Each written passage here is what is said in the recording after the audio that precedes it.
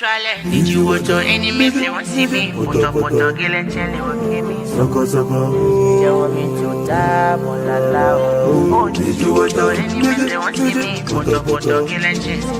Hey, go. Become a tana, can you hold me with a la line, Kaleo. They want to hear warrior. Become a labor, only one school and carry. They won't eat me on lelo. My kina only one offer. And now for the nobody want for me, I will see you. Walk out for me, you will get real. I just money my business. They try let need you water enemies, they won't see me. Poto, girl and Chelly will kill me. Soko. They just want me to die, la. Oh, need you water enemies, they won't see me. Poto, girl and Chelly will kill me. Soko. They just want me to die, la. My blessing rap, ya like plenty, but pull a sardine, plenty like cartoon with Jalona.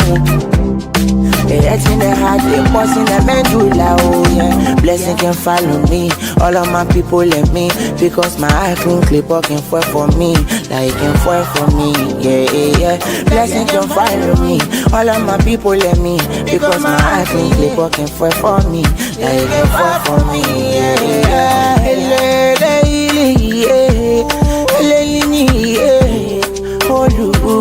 Oluwa, Baba, you cover my mama, pray for me. You're just waiting, see. And I see nothing.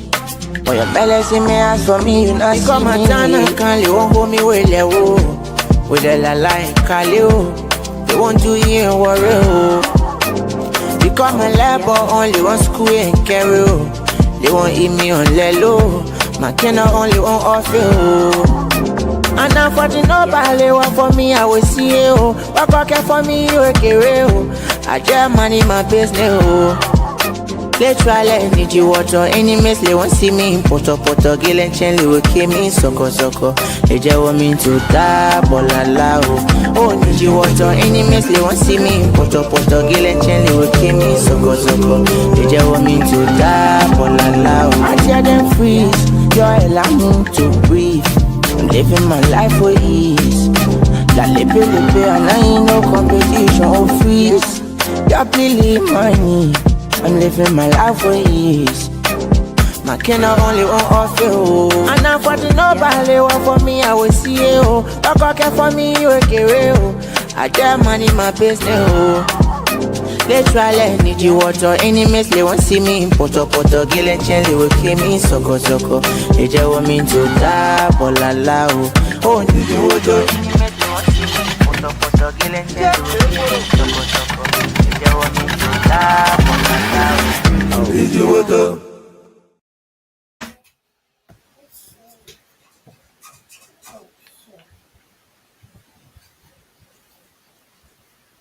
Welcome to the Borderland discussion. Ladies and gentlemen, this is the Borderland discussion. Linford Guan is in Studio B, Law Paul Chilupe is in Studio A, and Jamal Kamara is in Studio C in Manchester. Gentlemen, welcome to the show. Yeah, welcome, Paul, and want to say a good evening to all of our viewers from where we sit, respectively.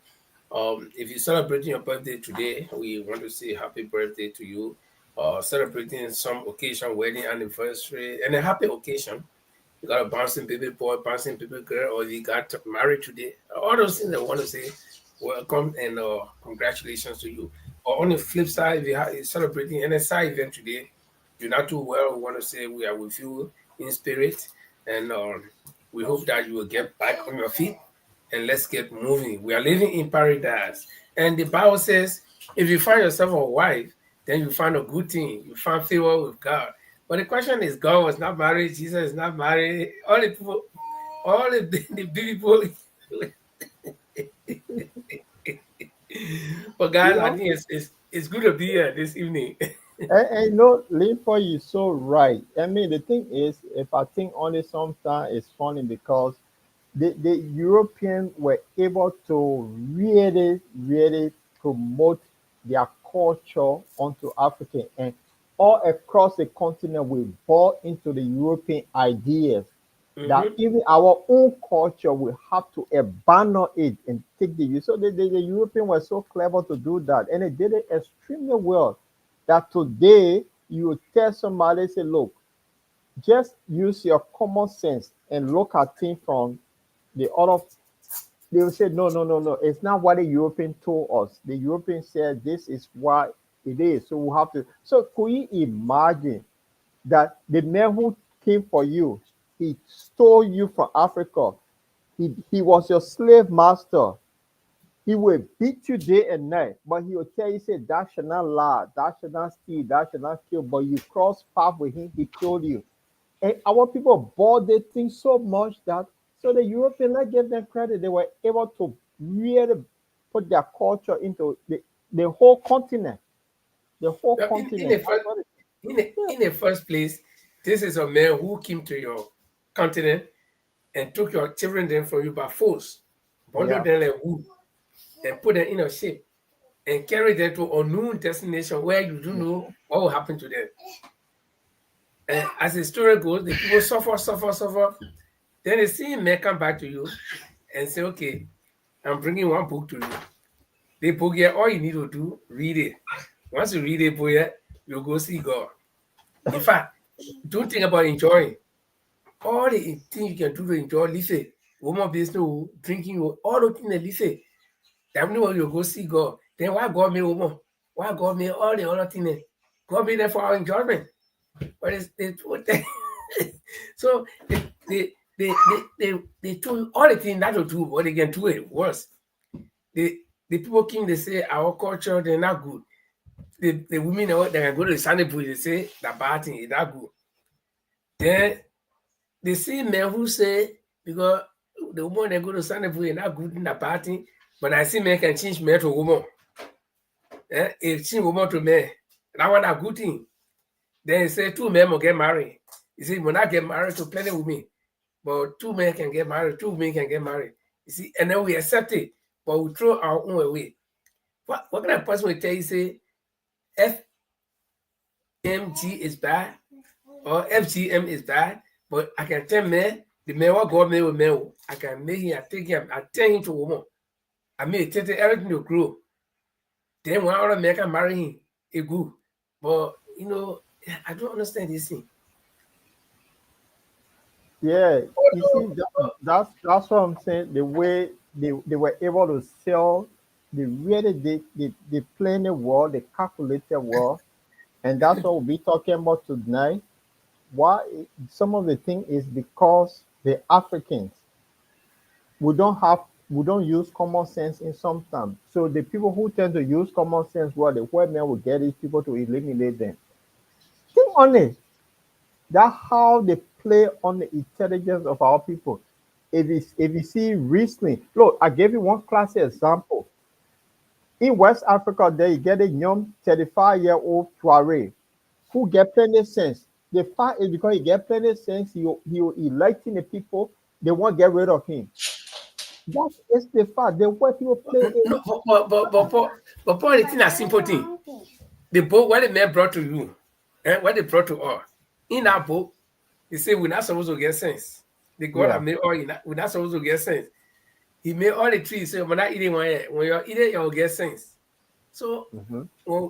how you born your children there, then you want them to be stupid, they will not learn sense. Yeah. The first part I see that he led. So then they come to you. When they brought up boat, they made plenty law inside. They say, don't do that, don't do that, don't. In fact, don't even ask questions. Because when you start questioning the book, that means you're not a good person. Anybody who gets Exactly. to find out something, what our teacher will be teaching you or they bring textbook to you to read, and something inside you don't understand when you ask, then you bad it. Oh man, I think the people they did well. To be honest, I gave them what they did well. They were able to brainwash the people to that level. They did extremely well, to be honest. But anyway, before we succeed to that, I know Jamal will be coming on. He's in the background. We're going to have a lot of discussion tonight. We'll be looking at something in the international scene as well. And we'll be looking at Mama Africa. We're just talking about Africa. We're looking at African leaders as well. Something they came up with recent time that will amaze you. You know, It's about the world map that Africa have the we have the biggest continent, but the European were able to do something to make it a little smaller. Then the continent is so small that even Asia, even Russia is bigger than the Africa. So some people now have come out to say, no, this is wrong. Let's now start. Yeah, look at the map again. So we'll be looking at that. Then we'll be looking at the security of Europe also, and then we'll go to Mama Liberia. The man will be with us that Japanese government, according to the story, I don't believe any story that comes from Joseph Newman Burger government when they travel, that they will be getting over $100 million on agriculture. Jima will talk to us on that. We know that there have been a lot of trips from the day they took over. We know that there are going to be groups from South Korea. Our young people will be trained by RTC today. We still yet to see that. So we'll be looking at Mama Liberia as well. So yes, Yeah. that's the funny thing. So And those them yeah, will and some end of the things we'll up, be looking at is the war on drug is intensifying. yeah, Not by the government though, because what the government is doing is just lip service, but the citizens themselves are not taking on the drug dealers and the users, because in a case, it is the various communities that are being affected. Imagine, Paul, we all know peer pressure, right? Because of peer pressure, when we were young, we did a lot of things. Okay, I learned to play basketball because of peer pressure, football, table tennis, and all these things. Because once you see your friends doing the kind of thing, say, "Oh my man, you probably can't do nothing." So, I mean, that urge will come to you to want to do something. So the various communities, they are losing children to these drugs. And when the kids see their friend that they used to play with in a community behind a house, they see the man doing drug, they say, but maybe I can try. And this is yeah, how not that people will drag them to say, come go smoke. No, but it's all the thinking. John is doing this thing. Me and John used to play behind the hall. Or maybe joking. I saw John her. John said, my man, you probably just saying about it. So, but because John's my friend and I want to be in a group, so peer pressure can make people to do this kind of thing. So the communities are now organizing their own, what I would describe as vigilante groups, to make sure that when they spot or if they have any information about any dealer, they will go there and get them. So those are some of the things that we'll be looking at. And the part that the police is playing or the government is playing, we'll look at whether the action, especially like yesterday in Kingsley, where the police were rounding up people, we'll discuss that. But just before we go there, we want to do this quick break, and then we'll come back. Probably Jima will be with us at that time. Through trials and tribulations, you have prevailed. Your spirit is unbreakable, never derailed. With a rich heritage and culture and grace, Liberia, you are the land we embrace. You are welcome to the Bottom Line Liberia.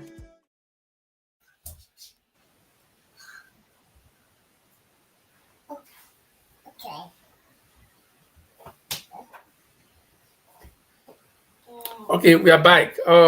Let's say welcome to Jima. Jima is still doing some small technical work in the background. He's on the technical side. And so, Paul, we want to say thank you for being here tonight and starting the show. And also Jima, who is still busy in the background. He'll be coming on pretty soon. And my name is Linford Goe. Together tonight, we'll be giving you the much needed information. And as the night goes by, we'll be doing the best we can to keep you entertained. Paul, you can take over, or Jima can take over.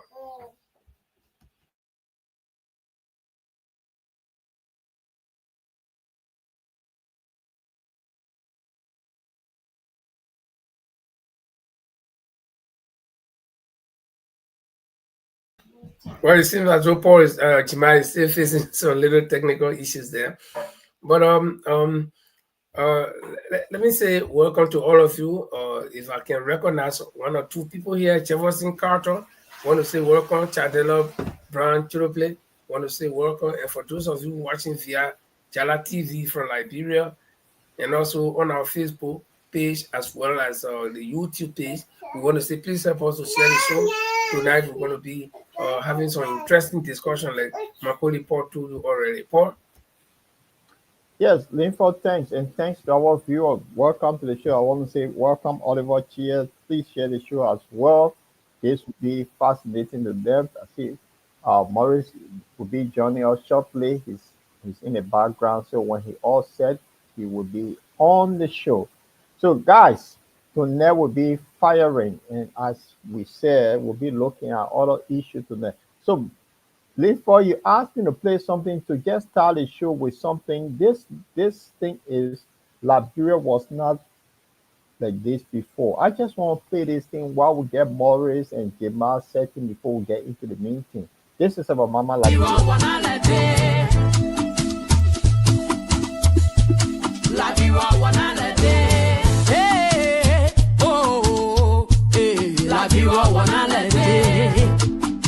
I love 2G beats. Liberia wanna let day. Liberia wanna let day. Oh, Liberia wanna let day. Liberia wanna let day. Drugs everywhere, ghetto everywhere. Our children are the victim, but then we hating them. We calling them so go because they stealing. They doing all kinds of things to keep up with that habit. Liberia wanna let day. Oh, when I was growing, we used to play. We used to play lapa. We used to do high and see. We were not taking the push, taking the drugs. We the BB people then are supposed to be protecting the children. Try to drink BB cup of juice and have BB bottle of beer.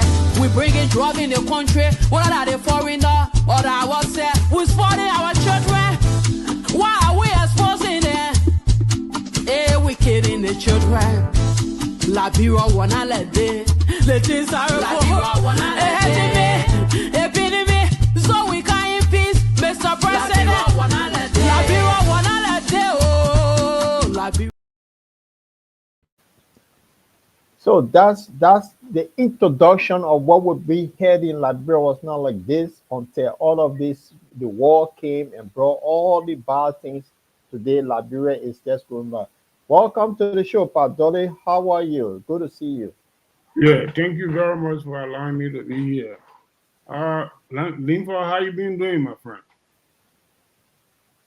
Well, we've been hanging in there. Life is still there, so we are still here. God is still in us. Oh, wonderful. Jimmy, what happened? You hollering? Where are you? I can't see your face. He's coming. He's doing some technical work in the background, so you see. All right, all right. So, guys, so we'll end the whole thing here with two things: the drugs, and then the low IQ. We'll talk about it. Why is it our thinking in Liberia is so some kind of way? We'll be looking at that, and Jamal will be telling all about the big money that Japan going to give Liberia on agriculture. Anything the government say, me, I still have a doubt until I see it. I want to look doubts, Thomas. The people said it also state of the art medical facility. Absolutely. So anything they say, I still have a doubt until I see something because since the government came to power, there are a lot of promises. They have traveled. We stay here to see. We know that 10,000 students were sort of do RTC. We stay here to wait. We know that Delta Airline, the president went to Atlanta. They were arranging to have Air Liberia. We stay. So there's so many promises that have been made. So we're yet to see that. So Jamal will talk to us. The funding but there is one other good news, though. There is one other good news where they're talking about establishing a war in economic crime school. It's belated. It's belated because all that thing is just your moment. It's not going to happen. I started drinking my Jack Daniel already. So Jamal, welcome to the show. Good afternoon, good evening. Do you hear me, guys? Loud and clear, yeah. Thank you very much. Sorry for the little technical issues I have. I want to say welcome. Thank you all wherever you joining us from. This is Jamal Kamara live from the city of Manchester. Greeting from the city of Manchester to every listeners, every audience that following us. Good to see you guys after a couple of weeks from here. Yeah, I got some news for you. And on top of what my colleague just said, we'll be having a Liberian artist, legendary Liberian artist, at the age of 77, just released a new album, also on top of the story. And they also give you the graphic, the picture that says Liberia has it. Do Liberia have the lowest IQ? That's a question, big question. That's the question that we're going to ask you. Do we have the lowest IQ in Africa? So we're going to see if this is true. We're going to look into it. What is the real IQ? And why are they saying that we have the lowest so far in Africa? Gentlemen, I want to say welcome to the show. Let's take on. I'm here. I'll give you the big news about what they're trying to invest. I think the government, UP-led government, is trying to bring in $100 million worth of the agro business to Liberia, and also to be looking at the Japanese want to help out with the in the health sector. They'll be looking to bring it dialysis, something like to do with the dialysis machine, the JFK hospital, many other things. So those are. I don't want to hear that part of the news. I don't want to hear it because of big promises. Yeah, we heard a lot. You know, guys, good thing about this, gentlemen, is like we have these things recorded. So in the long run, by the end of the year, we'll do a review and see what is really happening. Let me give you a little bit of, we'll see whether the government living up to our promises, because we've had show on these promises, the newspaper report. We have it recorded. We'll be challenging the government on these things probably at the end of the year. So look, after a year or 2 years from now, government, you said this, you said that. What have happened so far? Those are the things we'll be asking the government in the long run. So, gentlemen, it's good to always have this record, Mr. Dolly. Yeah, Jimmy, but are you still waiting to see the promise the government made to the Liberians when they were campaigning? Yes, we have to wait and see, because they said they got 6-year term, so we'll see what happens. The point of the matter, the woman said that in 90-day time there will be no vehicles striking in any of the month. There will be free flow of traffic. Padole. You say you were not wrong. You were even wrong.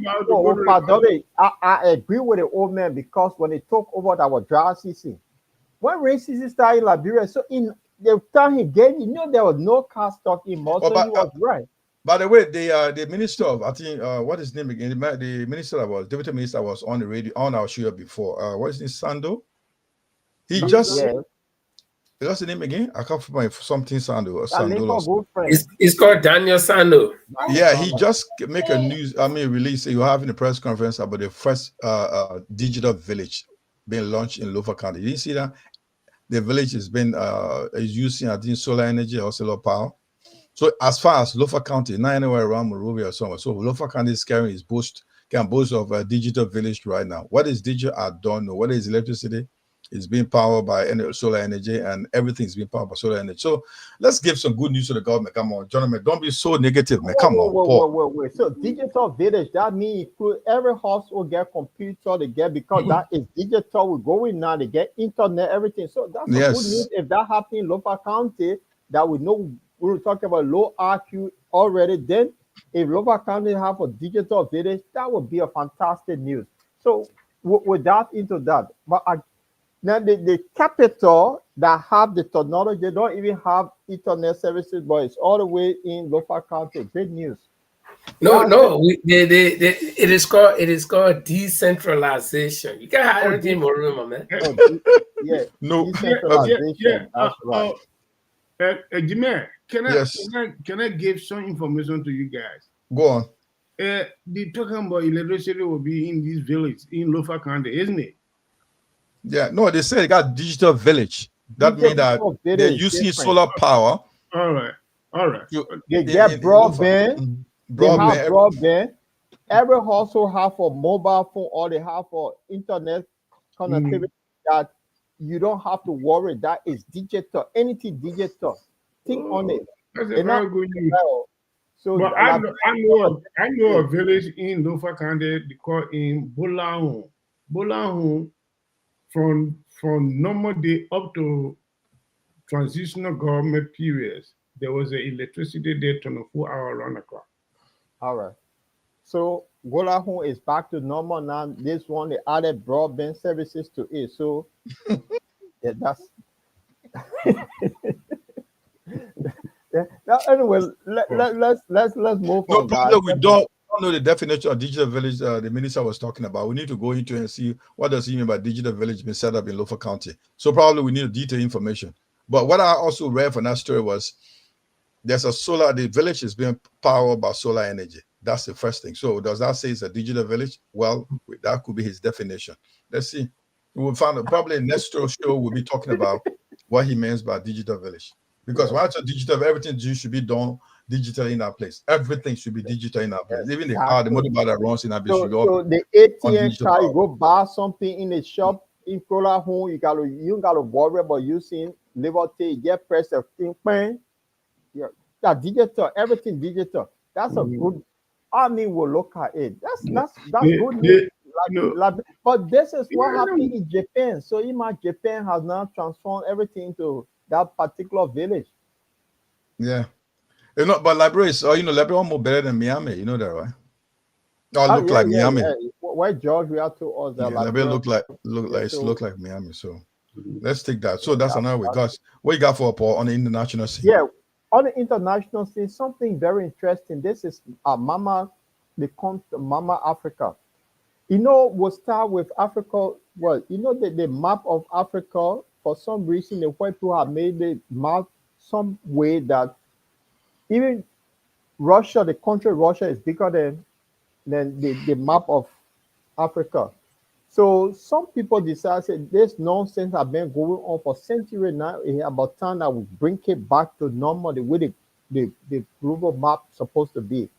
So because our African leaders have been backwards, they've been silent, but some reason the OU decided now to put pressure on the West that they need to do a new map that will bring Africa out. So that's what we're going to start with. Then we'll end up with security in Europe, what Donald Trump and the group of 8 other nations called, I said, the coalition of the waiting will be looking at that, and then we'll transition to Liberia. So to start with is this map. This map that I just want you guys, I want your view on this. Are wrong, and it's distorted our perception of the world we live in.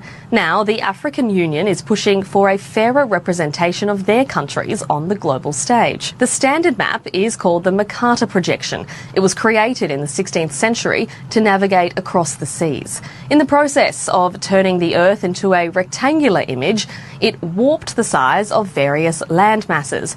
It typically exaggerates the size of the Northern Hemisphere while shrinking southern countries. Greenland is shown to be roughly the same size as Africa, despite Africa being 14 times larger. The issue isn't new. It even made an appearance in the cult TV show The West Wing, where the Organisation of Cartographers for Social Equality lobbied the White House over the issue. Now the African Union has joined calls for a more equal projection, saying the misinformation contributes to a global bias against the continent, influencing policy, media coverage and education. This is the alternative, the Equal Earth Map. It has curved sides and maintains the relative size of each body of land. They're now pushing the United Nations and news organisations such as the BBC to adopt this projection going forward, changing the way we see the world. So finally, gentlemen, this thing have been in the open for, it's not open secret. The people been talking about it, the size of Africa that is even bigger than Asia, but they did it in a way that they made Africa a little small. So our African leaders now decided to say, no, it's time that we do something. So they're now pushing this whole thing. So that's the thing from Mama Land. Some of our leaders now, they getting the gist of pushing their activities. So this is it. I don't know what you guys think about that. It's a good news or the bad news. Our leaders now pushing for the re-sketch of the world map. May I ask a question? Okay, go on, Mr. Dollar, go on, then I'll follow you later. Yeah. What is the benefit of this? Educational reason. They said in a video for education. Our people. Yeah, the reason why I'm asking this question, will it be adding up of country names, or will remain the same names of the viewer country, and the units expand the widening of the Africans map? No, there will not be They will not add no please country to educate it. me. I think They will maybe not add no country to it. You see, what they did, they drew the map. There's a place called Greenland. The Greenland is almost the size of Africa, but then the map is saying that in the size of Greenland, you have 14 times Africa to put into that. So that sketch that for educational reason, they align to the people that Greenland and Africa, the continent, almost equal. So they must correct that. You see, that's what they're saying. Correct it. Okay, I think let me just add a little bit to what Paul is saying. You see, during the early days of Africa, after these colonial masters came, in the first place, there was no country. Africa was Africa. People could walk from anywhere and go anywhere. That's why you got kissy people in Kenya and you got kissy people in Liberia.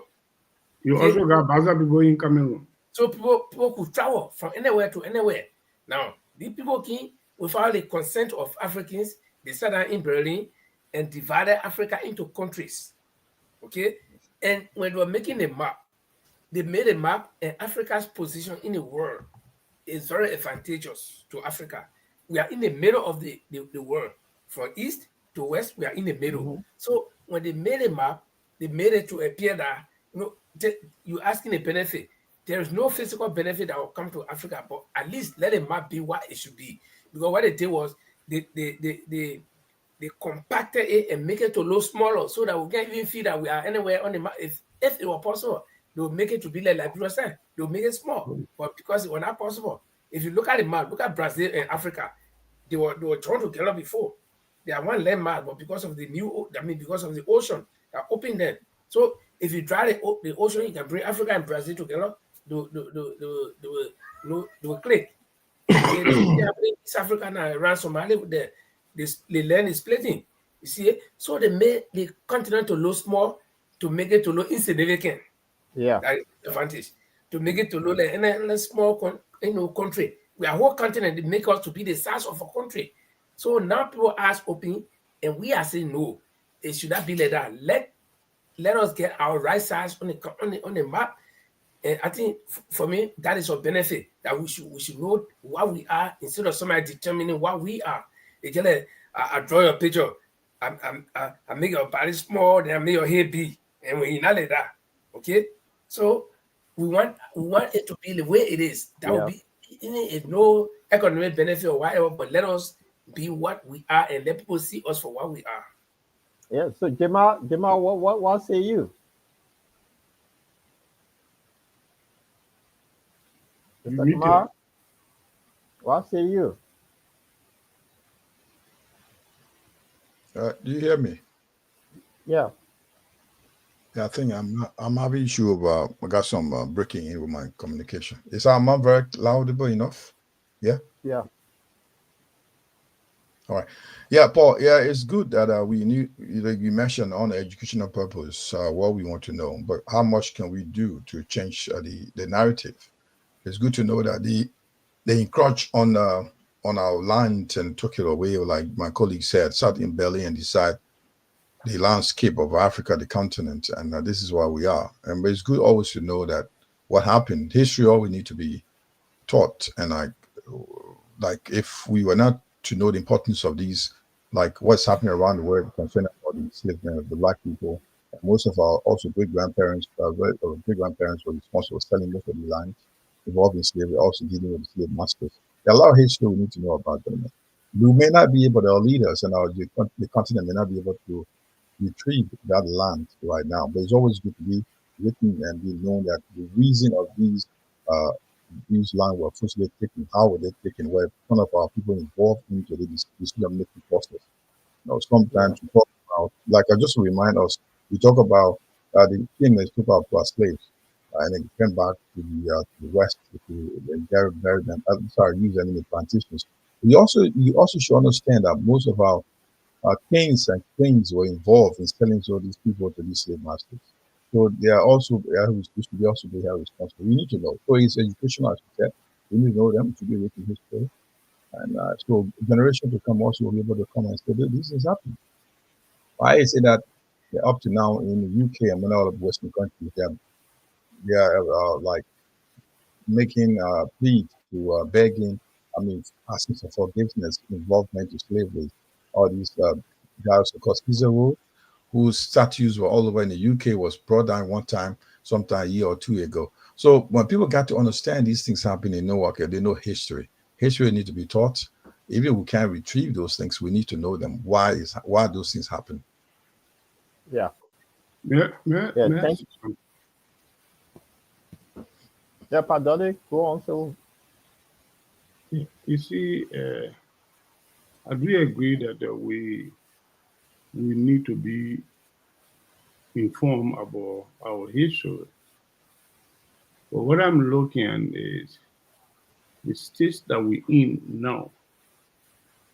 The Africans are complaining. They say their map, the map is small, so they want to enlarge it to the actual size that it's supposed to be. Who's gonna do that for them? They're gonna do it, or they're gonna demand the Western people, Westerners to do it.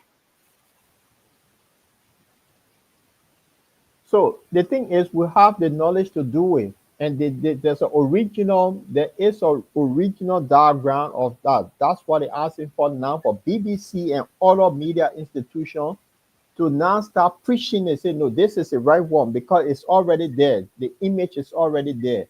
So it's not something that they're going to redo, it's there.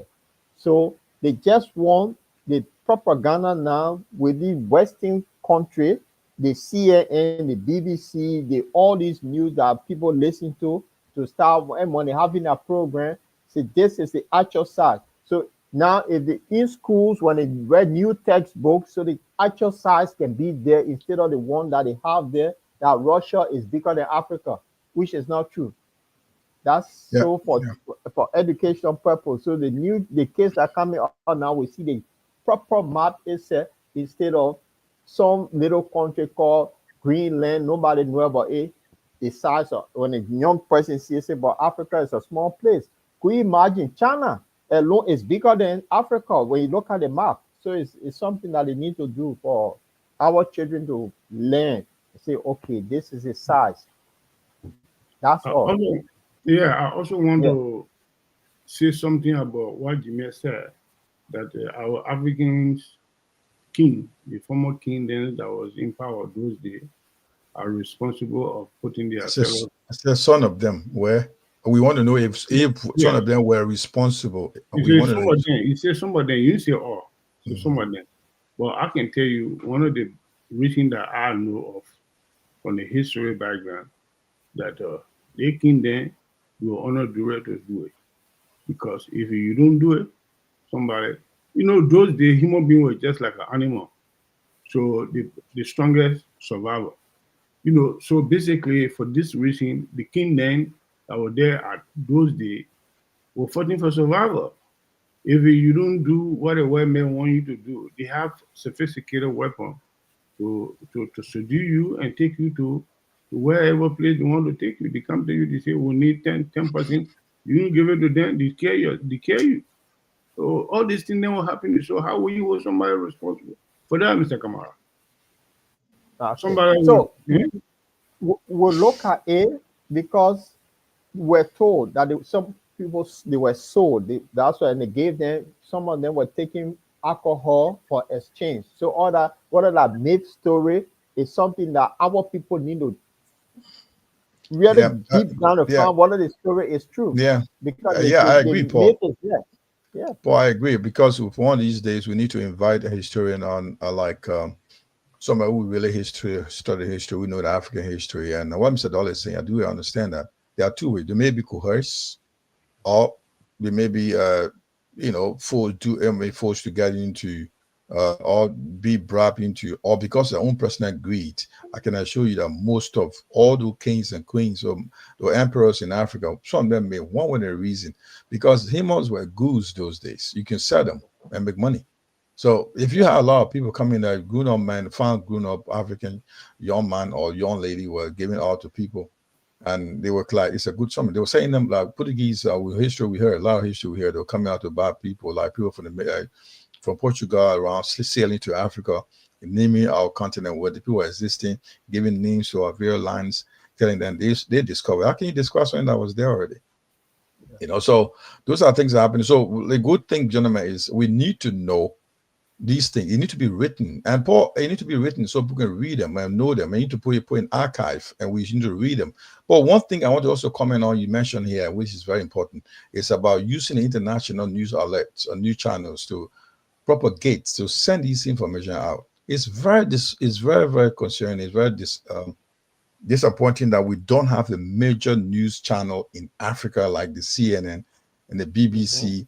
We are Africans. If you look at some multi-millionaire or billionaires in Africa, they are all in any currency. We got billionaires in Africa. Okay, look at CNN started by Ted Turner. Now you sold it. I think it should be very severe. It should be lit by now. When you bought out that news channel up, they later on sold it to other people that got involved. When there was a Gulf War, I'm giving back history. When the Gulf War took place, Operation Desert Storm. When it happened, the news we were getting across the world were coming through CNN. So Al Jazeera felt, well, this is not something. Al Jazeera used to be an Arabic channel. Okay, how can we reach out to the Western world? Because we're speaking Arabic, we need something. And these guys are millionaires, so we need to get something. Al Jazeera came up with the English stream of Al Jazeera.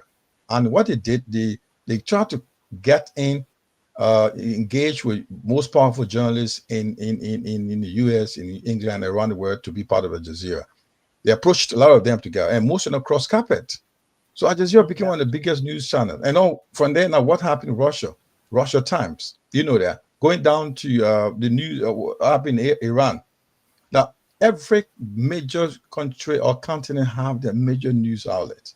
Africa does not have one that will send these things out. We have these little portal. Most especially, we have these Facebook stuff, those social handles, news outlet. Where are you taking that to? Go to the only country that even putting up challenge right now is South Africa. South Africa will be one of the countries in Africa right now. I mean, Ghana is trying to do their best. South Africa is one of the best so far. Nigeria got a couple of news media outlets, but they are all national. They are all localized. The only few here that you call the Arise channel, a couple of ones that people watch across here, but their own most 80 to 90% of the news items all about Nigeria. Then they have the one called Africa News.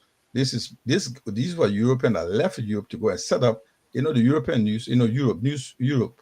They set up the African branch, African stream of it. So those are stories that we don't even manage our own news. So how can you propagate this? So how can you disseminate this information? So the Africa need to step forward and do a lot of things that there are a lot of fundamental issues, Paul, we need to look into. You can't just start going from the top because we sit there and think, well, let it handle it. Go to the Asia right now. Jamal, you spot on. This is why the Western media, the propaganda media, they will tell you something, and then when you find out information and ask you where did you get the news from? Do you know the war in Ukraine? They said that the country with freedom of speech. Do you know they banned the Russian news from not saying the truth? They're not allowing any Western country. Yeah. So if you say, so what is the? But then today you get BBC, you get a CNN, you get a Sky News in Moscow reporting. So you see the way they play. So in Africa we should have our own.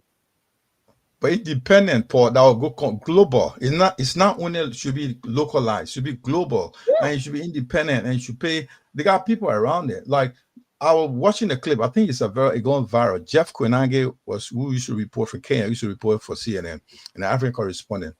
He said when Taylor wanted to leave. I think most of you watching have seen the video. It's all over. It's gone viral. He was talking about he was talking about experience in Liberia. He said when Taylor wanted to release the news that he was leaving, he called him. That's CNN. CNN was on the ground when they were reporting. So I'm saying now, where is the African media? If you want to take this, the African Union, United States of Africa, the propaganda, the things you do in Africa, the good things in Africa, most people don't know what's happening in Africa. So how do you carry these news out? So when they knew that, when these things start happening, all news outlets start giving news about their countries, about if it's not good, about if the people that really they said this. He said, man, who pays the pattern dictate the tunes, right? Yeah. The papa dictate the tune. So, so if I'm the drum, I'm the drummer. I dictate what beat I'm going to give to the drum. So it's just what happened. If I'm a news media owner, I'm a news media owner. I will tell you what I want to be reported. So what Africa is doing, you have too many local substandard news outlet channels that are not doing well for Africa. They need a more global one. When Russia Times, you're talking about the news, the television, when the Ukraine aggression was started, they banned all Russian channels into Europe. That's what they did. You couldn't get Western country. In Europe, that's the invasion. You couldn't get it. Now you can only go through they call it the dodgy way. You have to find a way to listen to the news. And the recent war in Israel and Iran, when Israel was hit hard, CNN, BBC were not reporting the story. It was Iran news. You knew what a link you had. People were struggling to get news of what the actual story. So what is not favoring them, they will not report it. That's the norm. That's the norm of business. So what Africa is doing, talking about the continent, the map of continent is not being done properly. Good things are going in Africa. How do you tell the world? We don't have our own global news outlet. We just sit there, we only in our own little comfort, we just report. Look at Liberia as an example, where we from. Yeah. Look at Liberia as where we from. You will find out that the guy who is I'm not going to be personal here, who is the director general of the bureau, is used his own personal for Facebook to send out news. And we have our ELBC that was enacted as a national, a station. We can't even find ELBC anywhere. You can't find LBS anywhere. I'm not talking about positive thing. Then we have people like... But Jima, you see, sometimes,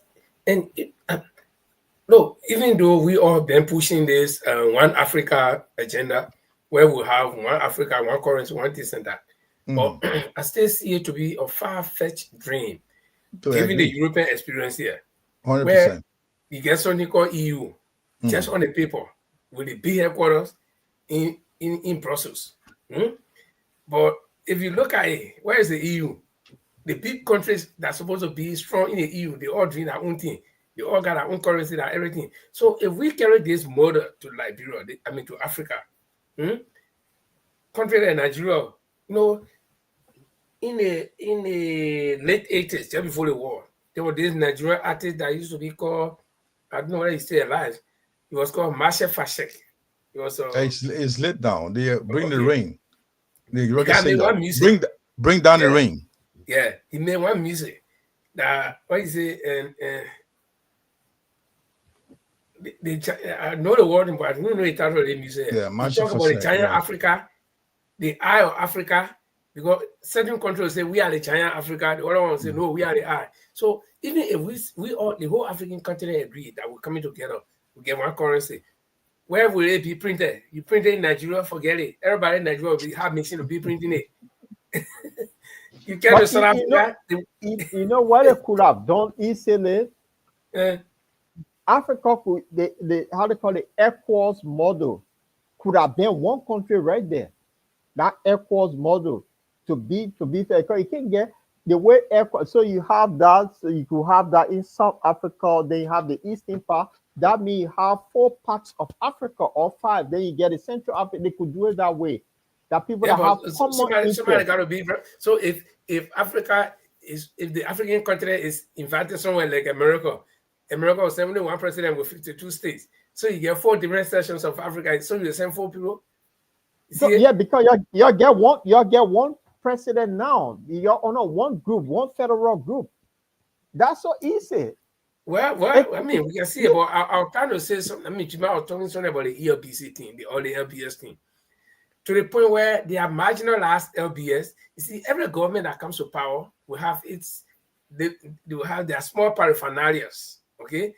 Small group that belong to them. Now, you got something called Class Reloaded that is literally doing the work of ELBC and the Ministry of Information, okay? Can you imagine? It's called mispriority, Linford. That if people don't know what they're supposed to do, that's what you get. Right. So let keep getting started. Now, Linford, go on. Let Linford finish.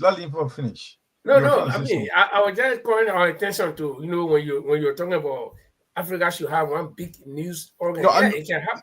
No, what I'm trying to say, Limpo, probably I said it wrong. I was saying that we need to get a couple of international news outlets that we can able to beam across the way. It couldn't be owned by Africa as a continent. It could be like that's why I mentioned billionaires or people that can, single-handedly finance this thing, and pocket, send across the continent. I was just said example was Ted Turner who set up CNN.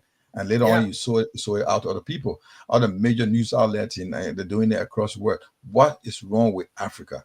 What is wrong? We got billionaires can't sell these things. It's all about the powerful thing in the world to send the news out is the powerful tool you can use is news media. Now, we are not even using newspaper anymore, we're using televisions and radio. If you're not properly making use of it, then the propaganda against you succeed because Africa is not, the news about Africa, what is very negative. It's nothing promoting. So we need to have these kind of a couple of stations across the world that tell the good things that happen in Africa. Few that is in Africa, they are just in a very country we believe that will do better. Most of their news items or their program is being localized. It's only 10% will be international, talk about the continent. When one is there, it's not even going anywhere. They call Africa News. And that's just a small group that started a couple of years back. So nothing, you can't compare that to CNN, BBC. Let me also tell you, you see, when we talk about localized. Yes, BBC. The way BBC, because BBC, they want to make themselves powerful. So they say BBC Africa, BBC East Asia, BBC, this and that. But BBC is actually a local radio station from England. Okay, so if Africa wants to be heard outside, you can, in fact, it's even much more easier nowadays than the traditional BBC that we used to hear. You don't need any special media to say, okay, this is BBC East Africa or BBC Africa Focus. No. What would we hear? That people can see her in India if they want to. People can see her anywhere if they want to. Okay? Yeah. The thing is, Gemma is right here because what happened, setting the image of the continent is more important. That's why the Europeans sell that image to. That's why you see young people crossing the Atlantic. They want to come to Europe. I'm equally agreeing with Paul. I'm equally agreeing with Jima. But what I'm saying is, it's not that difficult to do nowadays. BBC had relay stations all around the world. Even VOA, the Great America, and they have VOA in that relay station. But nowadays, it's very simple. Even they want to do it, even more powerful. This is television. Even more powerful. Anybody, anywhere can see this thing. So if Africa can introduce anything that where all you need to do, make a news interesting. That's it. Once it's interesting, people can stay anywhere and watch it. So why they can't do like what Al Jazeera did? The guy with money brought all of these. I stole them from BBC, CNN, and brought them. And they can do it. So they can do it. Probably they're going to go there. See, and we have been so reliant on the West. That this is one of the problems. Imagine we're fighting war in Liberia. A lot of are working at the heart of my profession, right? We're fighting war. We that were giving the news, we got to listen to BBC for our own country to get news from there. That we so even quote BBC. According to the BBC, Taylor group had captured. So can you imagine? We're fighting our own war. Then we got to listen to BBC. One John Branson away in England, he's seeing what happened in that bureau. Can you imagine? So we have been so dependent on the West, but I think Africans' eyes are opening. In fact, but now people can start talking about the map. So there's a lot of things that will dig out. It's a lot of things, but it takes time. It takes time. Guys, before we transition, I will bring him. Mr. Dollar, I'll give you 2 seconds to talk, please. I just want to talk. We will talk about, just to kick off, we talk about one of our aunts, our sister, who is 77 years old, launch of music. Then we'll go into the other actions, the bone of the story tonight. Yes, we will bring out the song she came out with, and while she's saying 77 years, so she's still kicking. Mr. Dollar, go on. Then we'll take a break after Mr. Dollar. We'll bring our song and tell you who she is and what she's been doing for us in Liberia. Yeah, basically, my concern in this particular topic is this. Before you go into the meaning and whatever, you need to identify the root cause of your problem. when we approach and deal with the root cause of our problem, all the other rest of the issue will be history. You see, 50 years ago, Africa's situation was better off like the China. What the Chinese did, we invest into technologies and graduate from that mess, and now they are second highest economic countries in everything. So while we can invest heavily in technology, the African, because that's the only way that we can graduate from this kind of inferior situation with the West. Otherwise, if we will wait, if countries in Africa will wait for the whole of Africa to do it, nobody will do it. So individual countries can start doing it. Countries like Liberia. I don't say whole of Africa should do it as a. I'm not quoting you, Pat. I'm not quoting you. I'm only giving my idea too that individual country can start and other people will follow. In that all of Asia advancing technology, China is advanced, but look at Japan, right? I mean, look at other small countries like Nepal and other, So, finish. Conclude. Yeah, but if one African country can take the lead and start doing it, then at least we'll have something called something that we can benchmark with, something that we can compare ourselves with. Okay, but if Nigeria can start, or Guinea right there can start, then Liberia can make it too. But if everybody's saying that no African country is trying to make it, and it seems that we cannot make it. We can make it, but nobody's taking the lead. Okay, breaking news about Nigeria. So what do you want to say? Hold on to your breaking news first. Any breaking news? Hold on to my breaking news. Okay, don't break the news. Keep that news straight. Hold on, Paul. What did you say? We're going to Liberia soon, so when we finish with our thing, then you can break down Liberia news. Then we'll get into Liberia. No, you said Nigerian news. You said Liberia. Okay. So what I want to say before we Buhari wake up.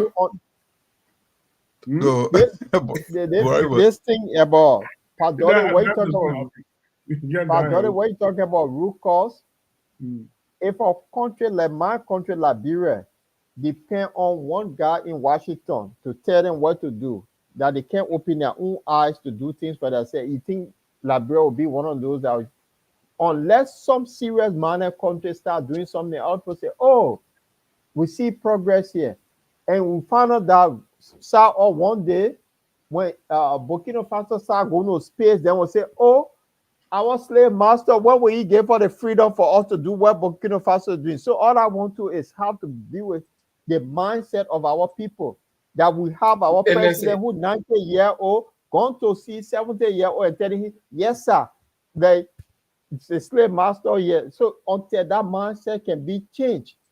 So guys, it's another topic for another day. Can we progress before we get? You want to play the Miata family thing so I can conclude on the European thing? No, finish with the news, but I will just transition after that to start Liberian stuff. Go on with what you want to say. Right. So this one is about 5 minutes. We'll talk about it.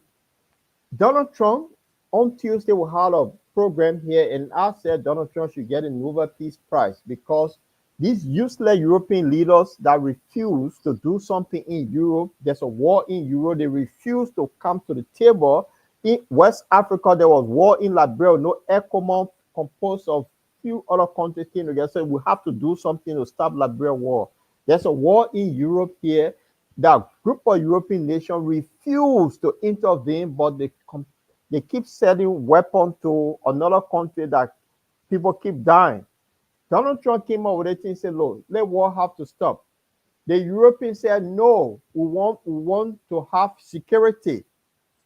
You setting arms, but you want to be part of the security to put boots on the ground. So Donald Trump is now playing clever, say, okay, buy the arms from us, and then you take charge and be the security. So I just want to dive into this news from India. I love the Indian news because they don't take side with the Western world. When you're doing good, they They go for you. Doing bad, they go for you. So let's listen to this 5-minute news, and then we'll have our analysis, and then we'll move to Mama Liberia, guys. This is fascinating. Geopolitics these days looks a lot like a messy situationship. There are vague promises, mixed signals, and plenty of let's see where this goes. Take the Ukraine war, for example. First, the US said it would be involved in guaranteeing Ukraine's security. Then Kiev pressed Washington on this. It wanted a clear signal, a yes or no. Instead, what followed was hedging. America now says it will help, but Europe will have to do the heavy lifting. Well, I don't think we should carry the burden here. I think that we should be helpful if it's necessary to stop the war and to stop the killing. But I think that we should expect, and the president certainly expects, Europe to play the leading role here. And just like that, the burden has shifted across the Atlantic. The US was the anchor of Europe's defense, but it is now stepping back. So Europe has to step up. It has to guarantee Ukraine's security. But who in Europe is ready to step up? And what happens if Russia refuses to play along? That's what we'll discuss tonight. For decades, Europe's security has rested on one simple fact, that America always shows up. That's what they counted on. From NATO to Kosovo to Afghanistan, the US was the backbone. But Trump's Washington is different. There are no more open-ended commitments. Instead, the White House's message is quite blunt. Europe, this is your continent, it is your neighborhood, and hence security is your responsibility. Ukraine has long hoped for NATO membership, or at least something that looks like it, sort of like an Article 5 of NATO, which says an attack on one is an attack on all. That sort of security is what Ukraine was looking for, but Donald Trump shut that door. And that leaves Kiev with a fuzzy alternative, some form of coalition guarantee cobbled together by willing European states. It does sound reassuring until you realize that guarantees without the US are wobbly. The credibility is less and the deterrence is shakier, and Russia knows it. This is the private conversation that we're all going to have about what's necessary to stop the war. But no matter what happens, no matter what form this takes, the Europeans are going to have to take the lion's share of the burden. It's their continent, it's their security, and the president's been very clear, they're going to have to step up here. So what is the plan right now? The so-called coalition of the willing is already hatching plans. There are three camps in this. The first one consists of those who are willing. France and the UK are leading this camp. They're promising troops. They want to train Ukrainian soldiers. There is even talk of boots on the ground. The Baltics, that's Lithuania and Estonia, are also eager. They see Ukraine's survival as their own. That's the first camp. Then there are those who are on the fence, the maybes. Sweden and Latvia are part of this camp. They are unsure of signing up for actual deterrence. And the third category is that of countries that are vehemently against this plan. The countries saying no. Germany is among them. It is ready to write checks, but it is not willing to send troops to Ukraine. Same with Italy, it does not agree with this plan. Hungary and Poland are also against it. They want to focus on the NATO flank. So basically, Europe itself is divided on this idea. It is almost like a security blanket for Ukraine, but with patches missing. And even that blanket may not be acceptable to Russia. Moscow insists that it must be part of any talks on Ukraine's security. Foreign Minister Sergei Lavrov has emphasized on it. He called Ukraine's security guarantees without Russia a road to nowhere. We cannot agree with the fact that it is now proposed to resolve collective security issues without the Russian Federation. This will not work. We have already explained more than once that Russia does not overstate its interests, but we will ensure our legitimate interests firmly and harshly. And I am sure that in the West, and above all in the United States, they understand perfectly well that seriously discussing security issues without the Russian Federation is a utopia, a road to nowhere. Russia has even suggested China for the plan. It says Beijing should be among Ukraine's guarantors. So Moscow's stand is quite clear at this point. It may not accept such a plan. So what happens now? For 70 years, Europe outsourced its security to Washington. Now, with war raging on its doorstep, it must finally do the job itself. Will Europe rise to the occasion? Can it build a credible security shield for Ukraine, or will the cracks in this coalition leave Kiev exposed? That's yet to be seen. We'll see how this plan shapes up in the coming days. But one thing is quite clear. America has passed the buck, and Europe is now holding it, whether it likes it or not. So, gentlemen, I said it because when I brought this out, the guys in Europe, they think simple. They could have ended this war, but because they want the fight to continue, here we are. And I was the one pushing for Donald Trump to get a peace deal, but the war going to continue. So that was the assessment on the situation in Europe, the coalition of the waiting, they depending on America for security. America said no, that Europe is your own continent. You'll do the bulk of it. Will sit back. They cannot fight Russia. The situation now, Ukraine going to be the pump as usual. That Germany waiting to give money, but they can't put boots on the ground. So guys, that's the thing from Europe, the international thing. Y'all watch the video. I just want your view, and then we can transition to Mama Liberia. So my own is short. Yeah, my own is short. I will tell the whole group here tonight, and listen to me. Paul, you said something just now that this war will continue. Trust me, this war is not lasting for this year.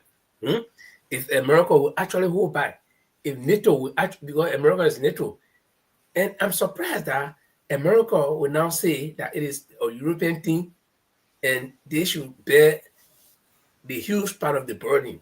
When it was the same America that came and said they want to establish a NATO base in Ukraine for which the war started. You see it? So this is to show that America has got no friend.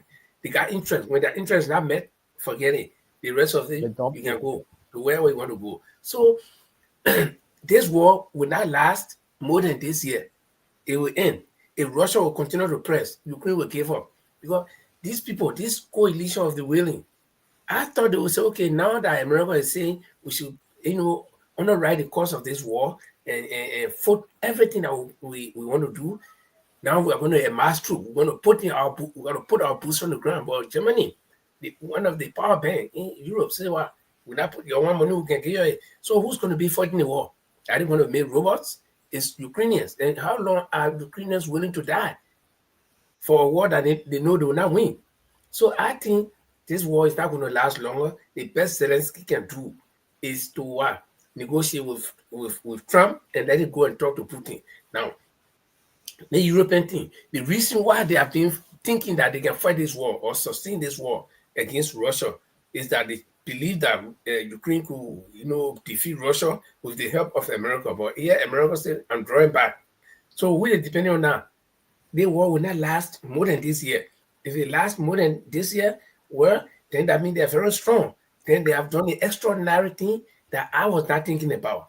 But I don't think they're going to last until this year. Something dramatic will happen. It may come from the Kremlin or it may come from Ukraine. But let's watch and see. I don't believe that it will last longer than this year. Well, thank you for your info, Linfo. Padole, let me ask you this thing. You've been around and you have seen. On Tuesday, we show something that Russia are taking big portion of the Russian-speaking land in Ukraine. And if the war does not stop, they will keep pushing. They keep pushing. Well, just on the media situation, they were being told that the Russians are dying. But people that they killing there every day, they're taking land. So I don't know how that in the Western media they keep saying the Russians are dying. But then they people are dying, keep taking land. After when you're dying, you'll be retrieving. But in this case, the dying people moving forward. That is spirit they're moving. All right. You see, from the information I'm hearing, that the Westerners have said that Russia is putting soldiers from North Korea to come and fight their war. They say because many of their fighters have died. These are media propaganda. The Western media system, they are very, very sophisticated in terms of spreading information. So basically, that's what they're doing. But it's not a reality on the ground, because the person who is losing human life will not be the one to be advancing on the front line. So, but I don't think that is true. But that's it. That's their way of handling situation. Why? For evidences, look at what he did. They stopped the other channels, like the Russian television channel. Immediately when the war started, they cut it off. And they are saying that freedom of information is very essential. What happened to that decision? You see, just like this is the hypocrisy. What happened to that decision? You say you're supporting the freedom of media, freedom of speech, and you're denying another radio station or television not to even put their foot on the ground of your country. And you are in those people's country. Information coming from your journalists and things, these are the hypocrisies we know. But the only thing that I can say, God is a almighty God. He's a God. God is something that can use miracle in a different perspective. That's the reason why this man came into power. No God going to use any miracle and let it put for the war. No. God will use miracle, because at the end of the day, let me tell you something. Israel strongly or not Iraq and Palestine. Listen, let me tell you something. When the elephants are fighting, the grass and the trees suffer. When this thing happens, even there's no war in the Western world, but many things have, the inflations are gone higher. Certain things that we were buying in England here, £5, now we're buying them for £10. So that's a consequence of the war. We're not talking about the physical the infection now on the inhabitants of the country. You understand what I'm saying? So I don't support something like that to go on. I'm so glad. I told you people the last time when this thing started.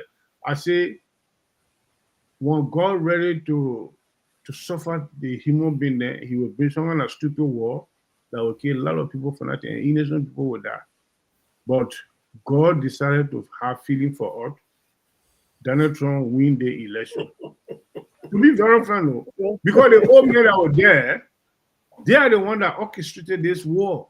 So then you're going to talk. They don't believe you, so don't go and say. Look at I spoke to God yesterday. You're supposed to believe me, Jimmy. Look, guys, a bunch of idiots sitting there. They don't believe the word you're saying about God. So don't worry, but don't waste your time talking about God today. No. God is right in you. There is no God saying that someone telling you to say, I'll bring family things and that. If a woman have win in America, but not going to help me. God never win. So God want black people turn against her. You understand what I'm saying? So, but Mr. Dollar, I want to ask you a question. So, all that deportation happening, God allowing you to send all the immigrants out of the country? Is that God that doing that job? The man is sending all the immigrants out of the country. He said they should send them out. They're forcing them out of America. He said God allowing you to do that. So what going let me ask you Jamal question, Pat Dollar, so that God allowing to be killing the people in Gaza, killing babies, and not God allowing them to do it. Listen to me, gentlemen. Let's be realistic here. The Donald Trump coming into power, it was a blessing for the world. To be very frank. Right now, he's not taking shower with the people. When he was going to Alaska, the language, the message that he was carrying to Alaska, he said, ceasefire now. But when he said with Putin said, look here, you talking about ceasefire. Even we have ceasefire today, the root cause of this war is not addressed. Day after tomorrow, there will be another firing. So if we want lasting peace, we need to handle make sure and deal with the root cause. And then why is the root cause? You know, Paul Chulupli, Jimmy who's sitting down here is a letter person he know. Lamford who is sitting down here is a letter person he know. What is the root cause? Yeah, but Mr. Dollar, we understand that. Sorry, but let me just interrupt you a little bit. We don't want to go take us back to history. The question we're asking you right now, the Ukraine war, Russia-Ukraine war happened before the Gaza war. The one that has started in October. And right after, before the Liberian election. Before the Liberian election, it was October 7th started. How many percent? I come in now. No, I want you to just answer the quick question. Compare that thing that happened October 7th up to the present. The person that died in that war, the kids, the people that died compared to Russia, which one had the highest death toll? Gaza. So was God responsible for that? God not responsible. But let me tell you something. So, no, the question. But coming now. You supported. You answer my question. The second question is to follow up. Who was in charge? Who was the president of America when this thing started? The Gaza war started. The October war. Who was the president? Joe Biden. Joe Biden was the president. Yes. Okay. So when the war started, why you say it was not started by this guy, by what do you call it, by Trump? But Trump have no interest in that. You know what Trump wanted for Gaza? Go on. Ask different question. Go on. Yeah, Trump said all the people in Gaza should be removed to somewhere else. He wanted to buy Gaza and transform it to another modern city. Could you imagine that? That's the mentality here. For Gaza. But then you said they made a blessing now. They made a blessing. Listen to me. But I want in any given situation, Mr. Kamara and Paul, we should accept to be able to say the truth, the hard truth. What caused the Gaza war? No, we're not going there. We're talking about the death. Okay, no problem. The killing of the people. Know, even though I agree 100% that the Israelis have overstepped their bound on this thing here. But why? For what? For over 70 years, they've been killing those people. So something that happened October 7th, not the root cause of it. Yeah, listen. So the Gaza war is a root cause of that. No, it's not a root cause. We don't move on. Mr. Dollar, we don't move on. Thank you very much, guys. You don't want to hear the hard truth. Yeah, it's okay. Thank you very much. We'll give you a chance another time to explain yourself. We're not agree to one another on this thing here because it's okay. Thank you very much. If you just join us this day, Brother Liberia Community Life in Europe, I want to be bringing you to. We'll be bringing one of the Liberian legendary artists, a lady who been in the forefront of revolution. I think a lady who is also a musical artist and a writer. And advocates and humanitarian. Mr. Dollar, let me finish my story. I just want to bring something to your attention. Mr. Dollar, let me finish, please. Then you will come in. Don't interrupt. About that woman. Yeah, let me finish. I'll give you time. I'll give you time to talk, please. Yeah, just interrupt me. What happened to it? Sorry? The inauguration money. Joe Barker inauguration money. What happened to it? Mr. Dollar, we the money we're talking about. I like Joe Barker, so why worry about money? All right. Flo, Gemma. Mr. Dollar, you will speak on that. You have the right to raise your question. So this is totally different. This has nothing to do with the inauguration money. We've been discussing that for the past 6 months. So we're talking about something different you're bringing in. This is a lady who just, at the age of 77, she just released a new album. She just did that in Ghana 2 weeks ago. Launched a new album at 77 years. So guys, I know being a journalist over 30 years, you follow a lot of us. I'm talking specifically to Link for who really follow this lady. We're talking specifically about Miata. We call it Miata Tata Famble. We also call it Auntie Miata. We're not talking about the politician in the UK, the Miata in the parliament. We're talking about Liberian singer and artist. I think she was the politician like in UK was named after her. So I think so aunt. So this is Miata.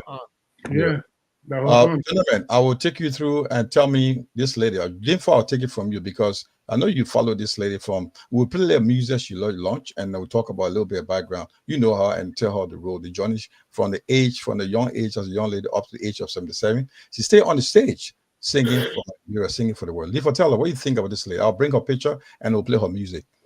Go on, Lifa. Yeah, it reminds me of the old saying that the witch, that very cruel witch that used to kill people, even if you take all the witch from her, she can still make somebody, a small baby, scary.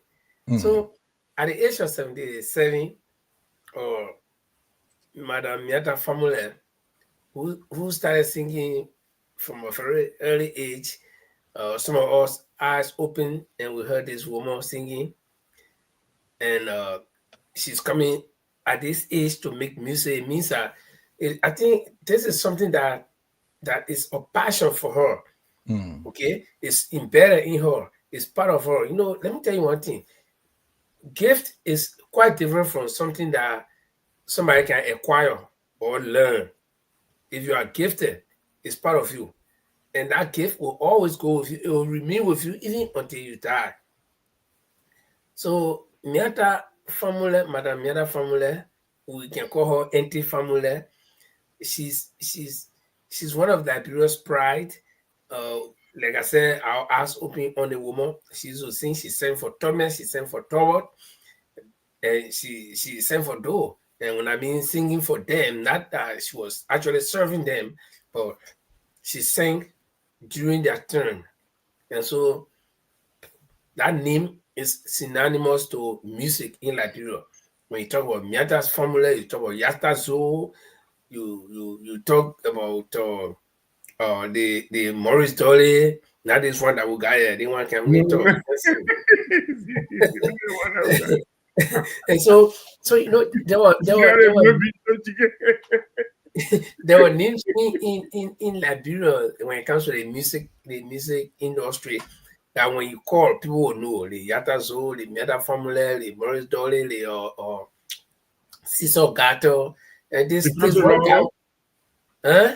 The Cancer Robber. The council then came around the 80s, man. We're talking about people from the 70s that brought them up. But you know, so I think it's worth commending her at this age, especially. I want to hear that voice. That you know, to make my own analysis between the Miata of the 70s and the 80s, and then the Miata of the 2025. I'm very eager to listen to that voice. Right. Okay. Yeah. I need Paul. You will tell her, Mr. Dollar, come to you, please. We're talking about her music career. We're not talking about what she did with that inauguration money. I wanted you to tell us. I know you follow. You're one of the oldest person on this platform right now. I mean, in terms of seeing what's happening in Liberia, and this lady. I mean, she came from a house of revolutionaries, from her dad to her brother to her nieces and nephews, and you can see that the impact they make in the community, they are making in the community. You will see that Miata Family of a namesake in the UK is a parliamentarian, also was one of the consultant to, I think, David Cameron here in the UK, and she's a very well respected economist here in the UK. But now her namesake, which Miata, they call Auntie Tata or Auntie Miata. Paul, I'll go to Mr. Doyle last. What's your experience of meeting this? I know you met her. She was a revolutionary. She was a student activist group. I think one time I she used to live for Ati on Cryo. I used to go with the Linsu group. But one time I went to visit her. She was like helping us to put something together, give us some more money to erase. It was kind of a protest we were trying to do. And I was with this guy called Getamina Flomo, or the other guy named this guy called Franklin Siako from Bangai Town with the student union, student Linsu. We went to meet her on the Crown Hill area, and we had a meeting where we had Sadina. It was a nice lady. That's one of my remembrance of a meeting her once. And she stayed around on the stage. Paul, what do you think? What is your experience of this lady? Since she stayed around, we got to pay a tribute to her because 77 still singing. Wow. Paul, what do you think? That's amazing. You know what? I met her a lot of time, and you talk about her family. Even the mom was a revolutionary. Mary Brownell herself, the old man herself. Wow. So the whole family is a political family. And I met her a lot of time, and the late Madame Brownell most time in the evening when I'm in Liberia, I'll go to the place there and sit, and sometimes Miata come over. So I'll be equal what Linford said to hear her voice. I mean, we grew up with Kokolio, what she Yeah. sang. It was Yeah. the music when we used to go to pound touch dance. It was those sort of music that we used to dance from a small age. So I mean, she's still going. I really want to hear this music, and I think Miata family is one of those household names in Liberia that you cannot take away. So she's one of them. So yes, I think she's done well for Liberia. And I think I remember in history this woman here. I think she sang for one of the U.S. president before. Yes. So she been around, yeah. So she one of those golden voices that we have in Liberia. So I'm really equal to hear Auntie Miata voice at the age of what? 70 what? 7? 7, yeah. Wow. We'll bring up if it's just without, we'll bring you her music. But we want my colleagues to talk about a little bit who have encounter with this lady. She's still alive. She's not late. The good news is still awake. She's still singing, and she got a new song called "Still Kicking It," and that's the album you see. If you just seeing her, she's straight on the screen right now, just kicking it at the age of 77. That's the senior sister of Dr. H. Boyman family, and I can imagine. And this is a lady stay on the stage, she's kicking it. Zadole, what is your experience? If you know anything about our Auntie Miata Tata family? Yeah, to be honest, what I can say here is legends is always a legend. She's been very, very talented, and even she can be in a wheelchair, she will be able to sing because she's a legend. And I always used to admire her son. Way back when we were young, those days, there was a senior oldest person to us, but we were the teenagers when we started hearing her son. So basically, I'm so glad that she still existing at this time. So I'm not surprised because someone always a legend. So even if Mother Dollar was still alive, he could still sing. It's not you, Mother Dollar, though. No, not me. My mission. Mother Dollar was my cousin. He was my cousin. All right, okay. So, all right. Okay, if guys. he was still alive, he could have been singing by now. So we want to, if you just bear with us, we'll give you a couple of minutes. We just want to play a little clip from our new album called Still Kicking. You can see the album cover on our screen. And we're going to be playing that to let you know that this lady at age of 77 is still kicking it. So just bear with us. We'll play it and just a little bit of anything. It's a little bit of introduction. She will speak from the start, then she will start singing. And also she was part of the jazz sections I think when she was 75 years old in Ghana as well. Probably before the end of the show, we'll play that. But let's see. My colleagues asked, at the age of 77, she still have that golden voice? That's the question. Now we're there.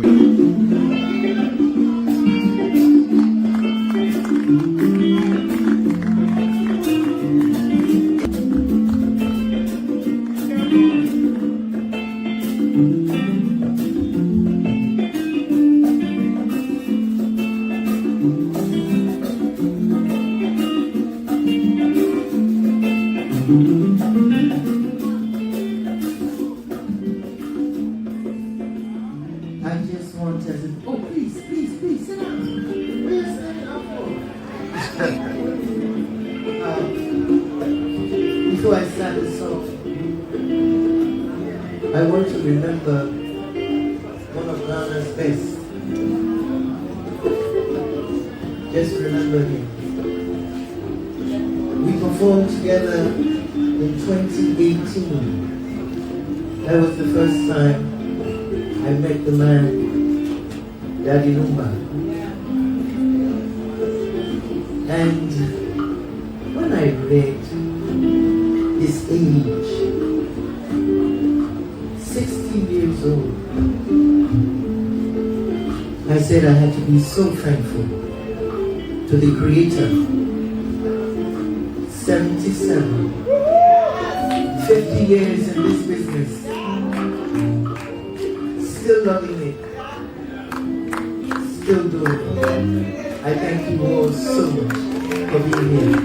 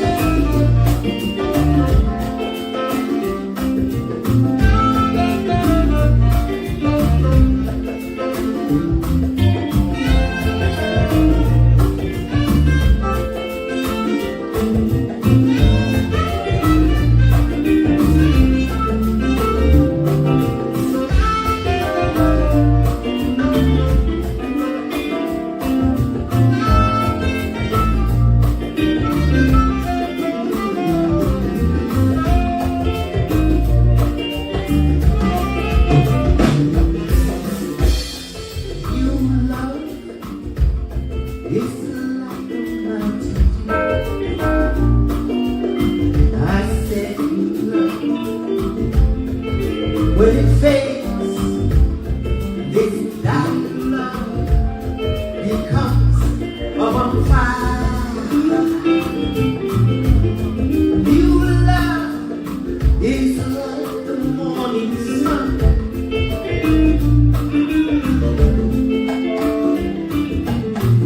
But as it takes, this dying love is like fire flame on this road of love. Are you coming with me?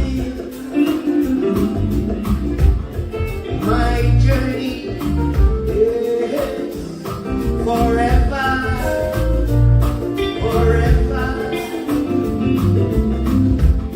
If you can't come all the way with me, then remain right here, right now.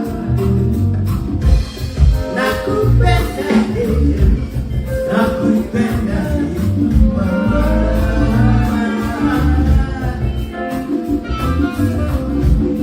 nakupenda, shari, nakupenda.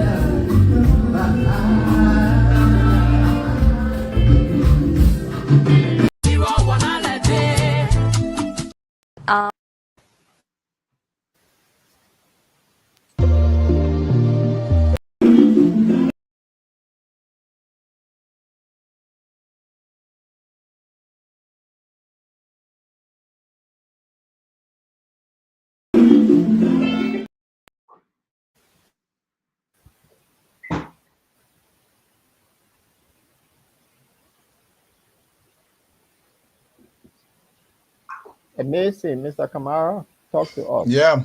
Thank you very much, guy. We just need a short. We got a lot to wait to do. That was Miata Family. I mean, her new song. So at the end of the show, we'll play caught up the past song. We may try to play a signature tune called Kakolioko. But gentlemen, that was it. Just to celebrate one of our greatest legendary artists from Liberia, Miata. They call it Auntie Miata. So you can take us through. We have tonight to discuss. Do Liberians have the lowest IQ in Africa? But before that, there are one or two things. We're talking about $100 million worth of, money should be invested into agriculture in Liberia. That was another thing we're talking about tonight. This is, I think the story is here. We see would go around and make comment about it. Oh, okay. There's a question there. Okay, we let me see what we got here, gentlemen. Just give me Paul. What do you think about the music, or gentlemen? Linfo, you can tell me. She still have the tune you suspect, or the voice is going away. Well, you see, I will tell you that golden voice of Miata Formula, Kokolioko, we'll play that music before we leave. Yeah. But it has to do with age, right? It has to do with age. Mm-hmm. Yeah. And everything can fade. Even if you bought a new shirt today, right? Mm-hmm. And you fold it far and put it in a trunk or in a car or wherever you put it without using it. After 10 years, take that same shirt and see. It will not look original. It's still the same shirt, right? But it's going to be a little bit different. So it's human being or all living things. You see, the flowers in the summer, the flowers will bloom, and when you see it, and then all of a sudden they begin to wither. I saw her she's now going bald and all this kind of thing. But that's it. But the fact that she can still come out at this age, people, I think some of her colleagues, people who were born just about the same time like her, some of them, unfortunately, they cannot even stand, let alone talk. But she's still talking and active, and she remember that she still got her tune. So I think I gave her, even if I didn't give her 100% yesteryears, I can give her 100% for now, because the fact that she can come out at this age. No, you see, when you're young, you don't see the importance of older people, but until when you get in there. So some of us, we are aging. So then I get to one knowing, Jamaica set the place.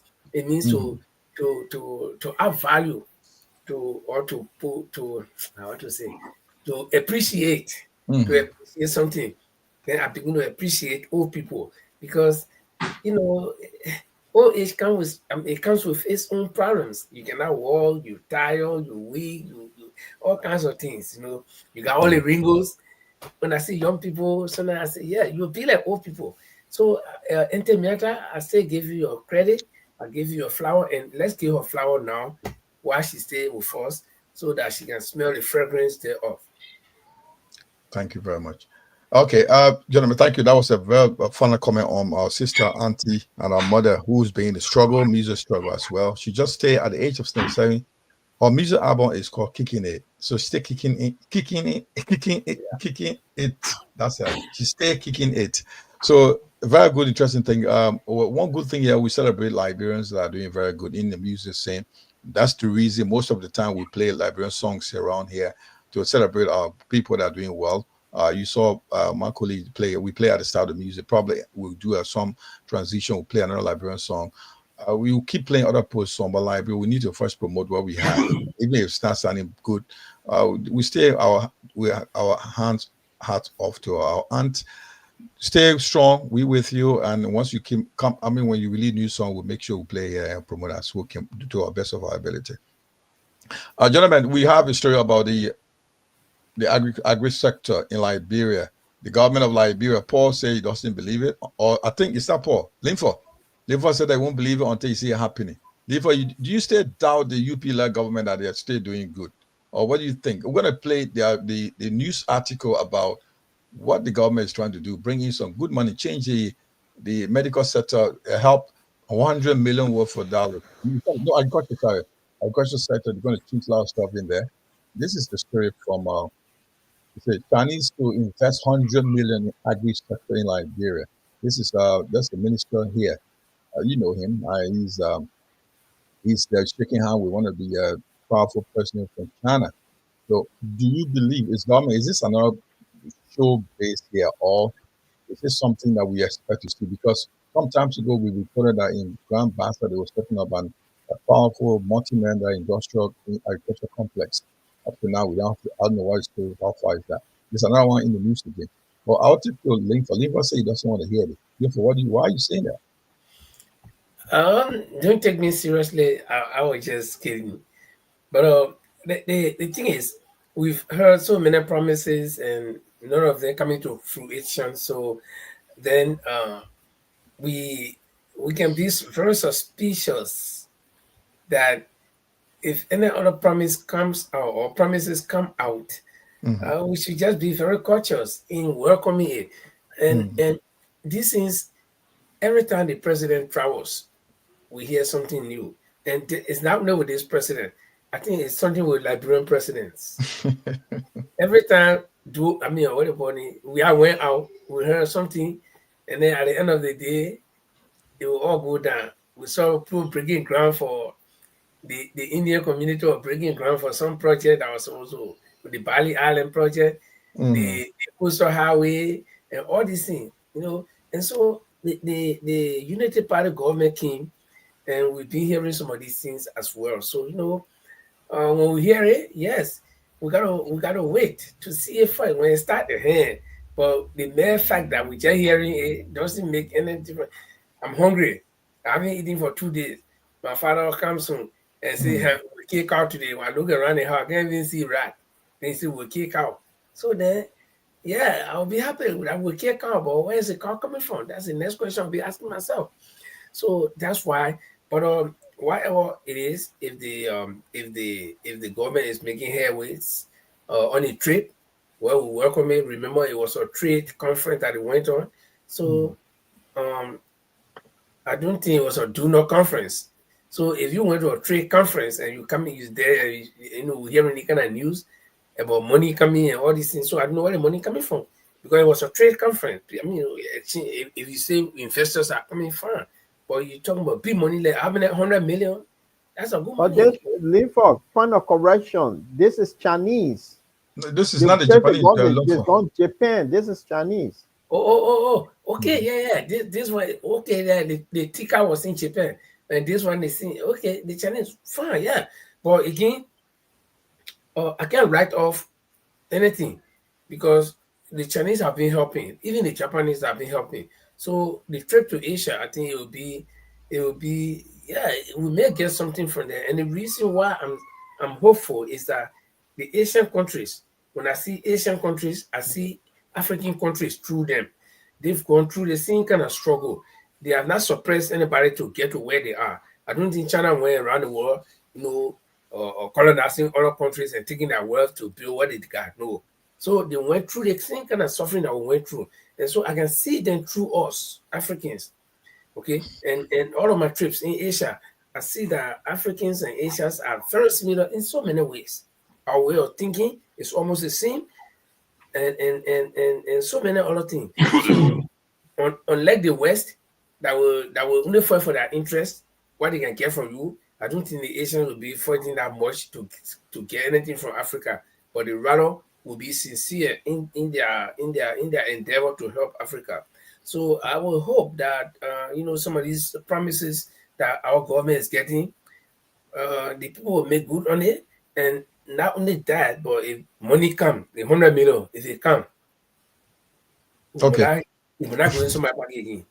No, let me explain. Probably it was my fault. Let me give you a background information. So Paul and Mr. Dollar could pick on that. Really, because I didn't read that story. Yeah, sorry, my apology. I should have given you some background.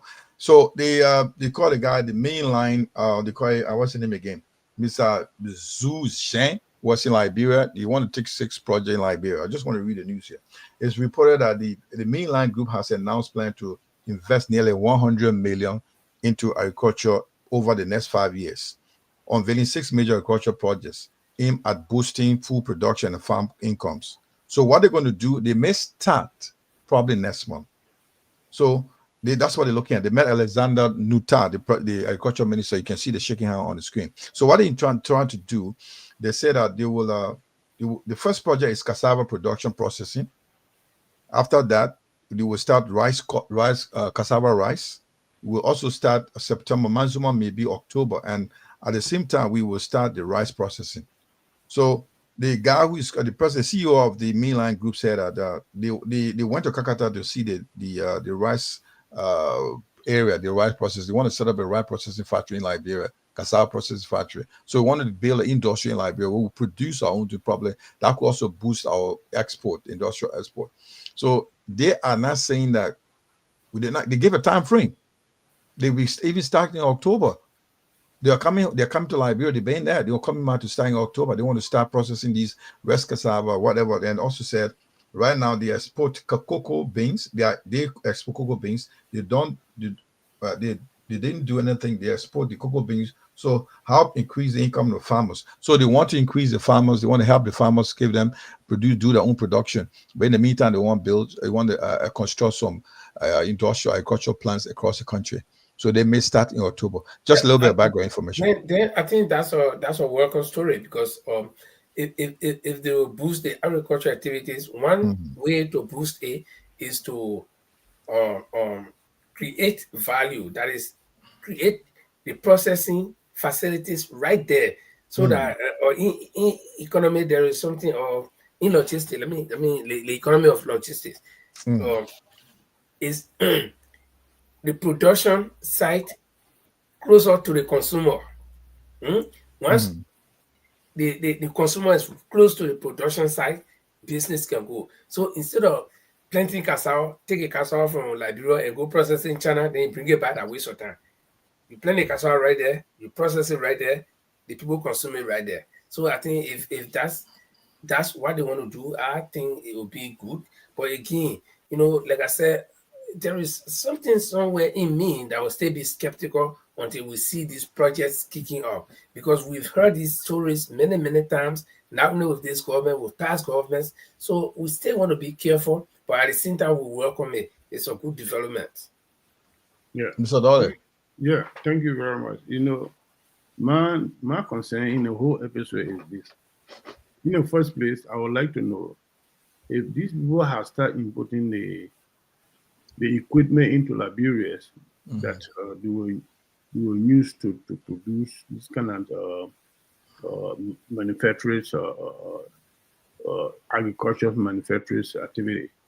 If there's any evidence to show to all that some of the equipment, because according to what you just said, say you're going to start early next month or in October.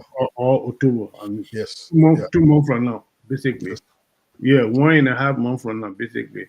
So if that's the case, there's any evidence to show to the public that some of the equipment that they're going to use to carry on these kind of manufacturing systems is that available in the country now? Okay, just to add to that, just reading a story, Dr. Alexander Nuta said the China government has given 288 equipment. It's come on the way to Liberia. So what the company is doing, they're going to boost that support. So they are giving the equipment, the little thing they have on the ground. They can also source things locally. There are other equipment on the ground. They can put money into that. It was to look for source out. Be why they trying to bring in their own equipment. That's how many company will work. They were talking the first 3 months, we'll put something up to show that we are serious. But while we're trying to bring in our equipment and tools to start our operation. So the government, go on. Mr. Kamara, it's a very good news that everybody would like to embrace, to be very frank. I'm not going to play politics on something like that, because the best activities in our country is the best efforts for we, the people in the diaspora. He will heal some of our problems. If our people back home got better life, people in the diaspora's problem will reduce. So it's a very good idea. It's a very good news. I hope this should not be like what Linford just said. Many past government have been coming out this kind of story, and you didn't see anything, any fruitful answers. So basically, I'm so glad that these people will do the right thing. But one thing I believe in dealing with the Chinese are people, when they come to your country, they will ask you, what do you want? The one you want, that's one they will do. They got the cheap one, they got the high quality one. So most of our African politicians that are liaising with these people, then you always want to have a cut. When they having a cut on this thing, then they will select the cheaper one, and that's who's not going to last for good. So basically, I hope this will not be the case in this case, in the issue. Okay. Paul, what do you think? Then we'll move on to the main case or boon of our topic tonight. What do you think about this Chinese bringing $100 million into the agriculture sector? It's something you don't believe. You said that you now believe anything from this Unity Party government. So, Jamal, with the Unity Party government, because they didn't come with plans, so anything that will grab popular attention, they will go for it. So that's not the problem I have with them. They made a lot of promises. So Chinese investors coming to Liberia to invest. We know Chinese people, when they come to invest, they bring their own people to work. And then you'll have a handful of Liberians involved. We know that. So we know that cassava, that's something the Chinese use a lot in China. So this investor coming to Liberia to invest and get more cassava products sent to China that they will make billions of dollars out of. Yes, because Liberia is a desperate country that needs every little thing to push it. Cassava, this thing been around for years, that Liberia have a land, cassava grow faster in Liberia. Even in the southeast, the rest can grow. We had a soil scientist who did a test, my own friend, the late Lincoln, that we could supply Africa, Nigeria, Ghana, the people that eat cassava more. So getting 100 million coming to invest, good news. But they will bring their own people, and guess what? China will benefit more, because in Liberia, the meeting that we eat, maybe later on when they bring the rice, then we'll start talking. That will consume it. But I see this, it will help certain people at some point, but it will come with a lot of Chinese people coming behind this company. Okay. To be fair. And Chinese have one of their behemoth right employment thing. So also with like we have seen all over Africa the way they treat their workers. So it may be a good news for a country that don't want to do the right thing for its people. So that's I would put it that way. Yeah. All right. Therefore, then you want to make a last call because you have different information before we can turn over to Paul to tell about the question of do Liberians have the lowest IQ in Africa? We will go to, we don't want you to go away. That's the question we have tonight. That will be our last topic to discuss. Do Liberians have the lowest IQ? Go on, Paul. What do you think? When it comes to what Paul said about the Chinese bringing their own people, yes, I agree. That kind of put our people out of job in a way, but I think they will still employ people.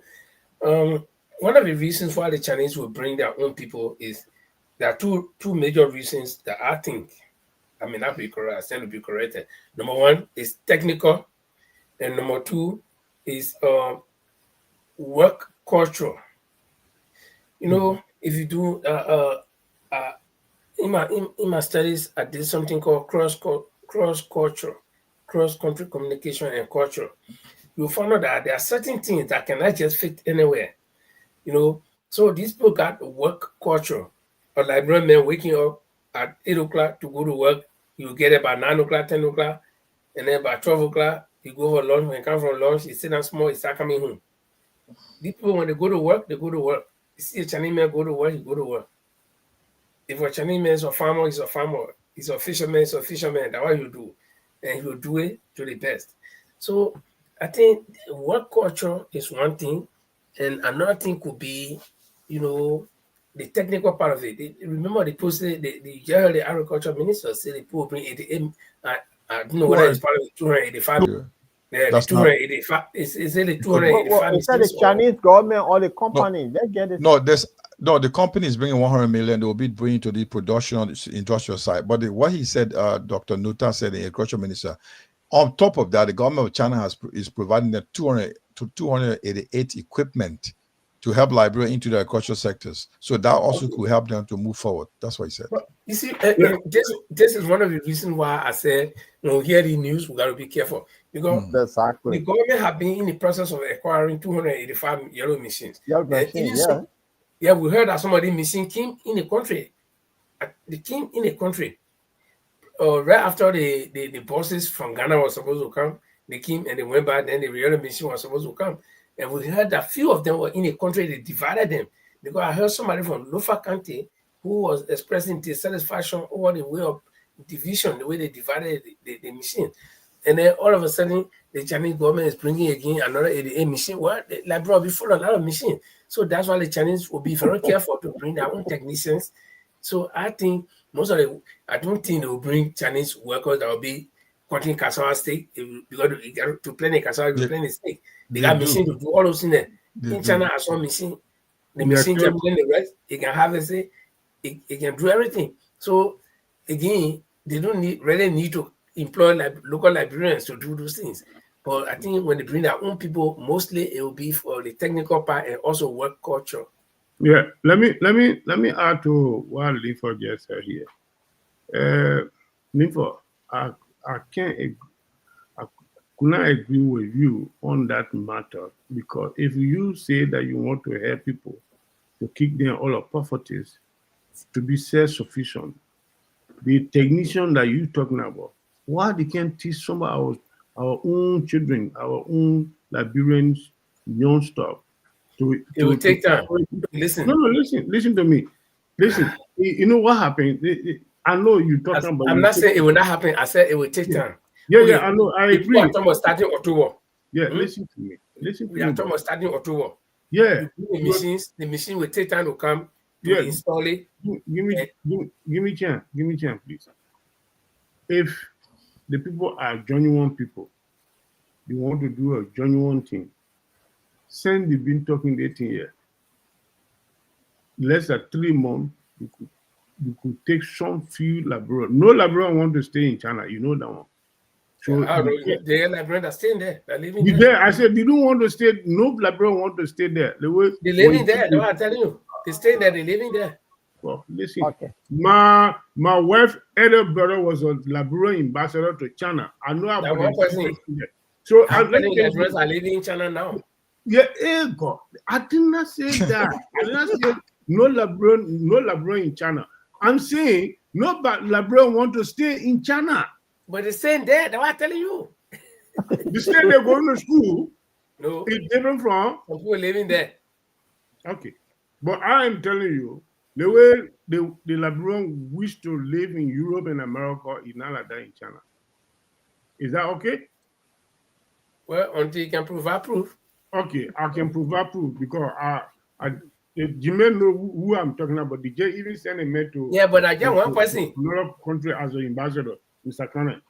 You understand what I'm saying? But what I'm trying to say here is, if the Chinese people are genuine of dealing with this situation with the Liberian people, to take off from poverty, to make us self-sufficient, let them train our children there. They will do it. But the Chinese people not going to take it for poverty. The Chinese business coming to make money to get rich. Yeah, but but they say they're going to help us to do agriculture to be self-sufficient in food. Yeah, so we will eat the food. You know, they get free and say you can sell land. The business they come and do. Yeah, the business they come and do. But the point of the matter is this: if these people really want to help us to be able they're to, not helping you. They're coming to make business. What do you do in my country? It's not helping me. What do you do in my country? They come and make money out of your country. That's what they coming for. They invest heavily. They get billions out of their investment, that business. Fast food. And I seen the fast food doing. Fast food employ our people and get them money. Listen to me. Fast food situation is quite different from the fast food came to Liberia to exploit us. To exploit us. Okay, well, that different discussion there. Okay. We still working there. They exploit us, we still working there. Fast food came to Liberia to exploit us. Irish Padoli is talking about training people. All those things will happen. You see, I know. No, the people first of all they'll bring their equipment. They're not talking about with 1940 equipment where you can take screwdriver between so that robot and working on some of those equipment. So it will take time to train those people. And the people say they want to start by October, November, okay, this year. So they will kind of pack all the machines and say, like, bro, you can't say that not train you. Some of the people they think about training, they not even been to school. So you got to send the people to school, everything they come back, then you start training them. No. All the people will be going on the job. They will pick the best people. And then they start, there's need, and they start to train them. The other people bringing their own staff. So they need to even train anybody. They can't get on the ground and start working right away. They want more money. Yeah, but want to support. If the person spend 100 million invested, that person will get that 100 million back first. They have to get that businessman. They will get that money back. I don't say they are not business people. I'm not talking about what you say, Padori. I'm saying something about the investment here. So Liberia, in the long run, when these people have made their money, this is where now they will come in. They will train 1 or 2 persons on some of the equipment. They will send some of them to China for training to become managers for the business. So you were saying earlier that it will ease the burden on some people from the diaspora, because if they're based in Margibi County, for example, there will be some locals there will be employed. So if you supporting somebody in Margibi from here, that ease the burden. So, but these investors, they will first follow their package first and then say, okay, now let's see the profit we can help Liberia somehow in some little help them sending get lay school in Margibi. They say Margibi we can build school.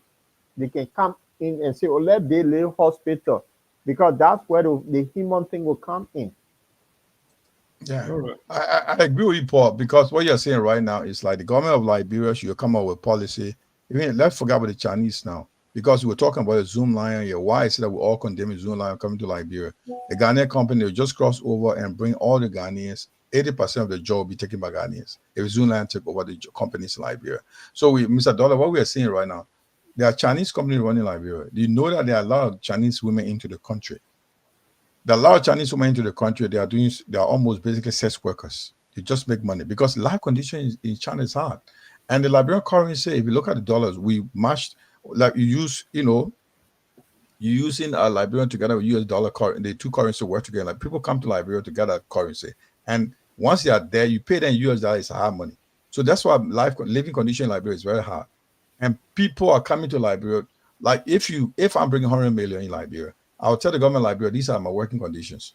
I want to bring about 20 to 30 people or 2,000 staff to work for me.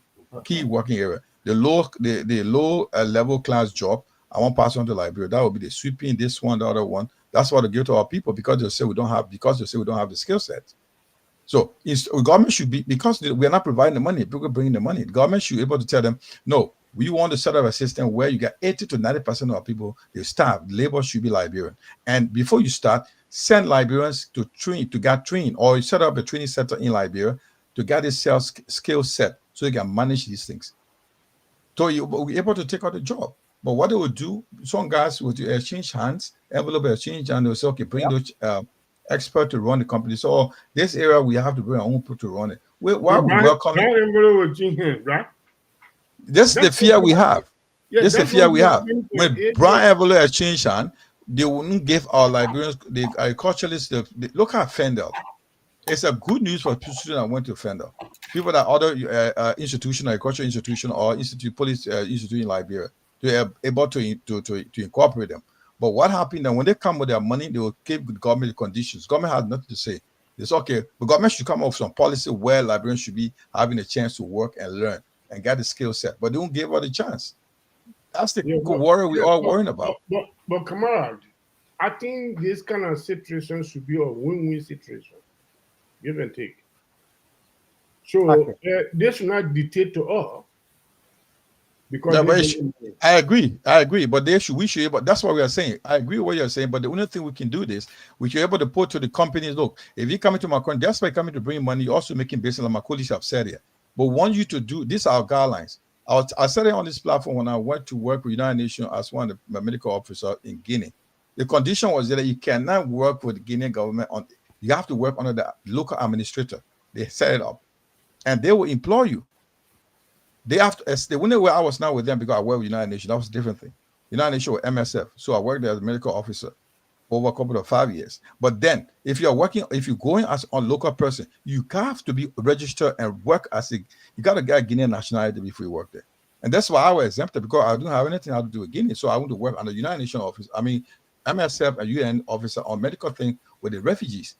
So the government of Liberia needs to be very smart and learn from other people and set a policy where Liberians, 80 to 9% of Liberians will benefit from these companies coming to the country. They won't do that because some top government official or House of Representatives member of course say, oh, I come to my country, you need to do for me. Give me the 1,000, how much 10% I get out of this before you bring the project in. You may will bring in 100 million president to you, telling me 10%. Again, not wanting to sound very skeptical or no negative, given the the kind of government we have in Liberia, not only this government, but the system that we have in Liberia. When I talk about the government, we're not talking about the executive, we're not talking about the judiciary, we're not just talking about the legislature, but the entire government, everybody, down to the sweeper, everybody is seen. Where concessions come and our leaders go and make the bad agreement with the concession companies. One is the Freeport Memorial, where you have this ATM terminal. This concession is bad. When you read that document, if you understand port management, you know that it's bad. Then you got B Mountain. Something happened there, some people died just recently. Then you got Golden Veritas. You got all the companies that every day something's happening there. MT go something in my own place in Kokoya, in Gokiam. So what guarantees are there? What guarantees are there that our leaders again are going to make good decisions? That when these people come, you know, the locals will benefit. Look at Lamco, look at Firestone. I lay Firestone Junior Water, and I visited several divisions in Firestone. Man, it was like prison. Some of the places were like prison camp, where you got one small little house. The man and his wife and the children that they live in there. They can put their head through the window. The head can hardly go through the window in the morning. You enter the hall dark, day and night dark, no light, nothing. So our leaders need to make, because like somebody just mentioned the brown envelope thing here, where one representative will say, okay, you're coming in my district. So what you do, you talk with me, and that mean will take it, that mean will front for you. So we got a bad culture until we can change. And like Paul said, people coming to make business. They are business people, so they look for the easiest way out. Okay, so if one representative can say, no, you also do this according to the law, but you just pass through me, that mean we'll fix it for you. They'll get a person what the person requires, and they will sit back and just wait for the process to unfold.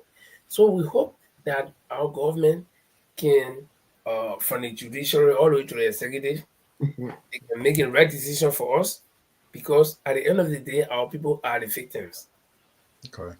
Right. We'll take a quick break with Sis Auntie Miata family with a popular signature tune called Kokolioko. Then come back. Paul will take us to the question is, do Liberians have the lowest IQ in Africa? That's the survey we have. I mean, it's questionable. So we will take, that's the main discussion we'll take us through to the end of the show tonight. Then play for our Auntie Miata family, the song we all are familiar with, the signature tune from the lady called Kokolioko, Miata family from Liberia.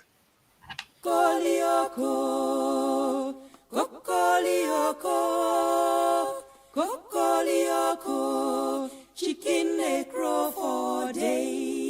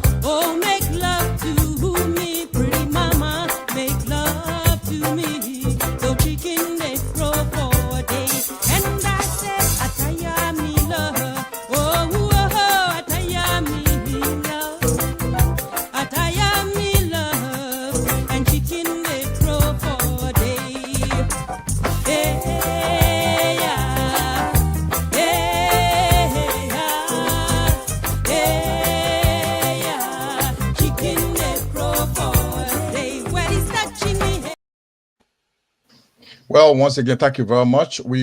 That's our legendary artist, Miata Fambole, called Auntie Miata, who just released a new album called Still Kicking It at the age of 77. Wow. Thank you very much. Ty being here, she stay active, she stay on the stage. Now we're going to what is the main topic for discussion. Tonight they say there's a survey that came about, say Liberians have the lowest IQ. That's the level of intelligence. That's why, to simplify, if I'm wrong, guys, I mean, I don't know. You guys will tell me. You still got the lowest way of thinking, got lower intelligence in Africa. So I'll pass that to Paul to take us through and let's discuss it. If you are there, share with us what do you think. Do Liberians have the lowest IQ? And we should give some specifics why they say that. I don't know who giving that survey. But then, Paul, boss, it's over to you. Take us through. Yeah, thank you. Please drop the copyright thing down so we can have. 1 second.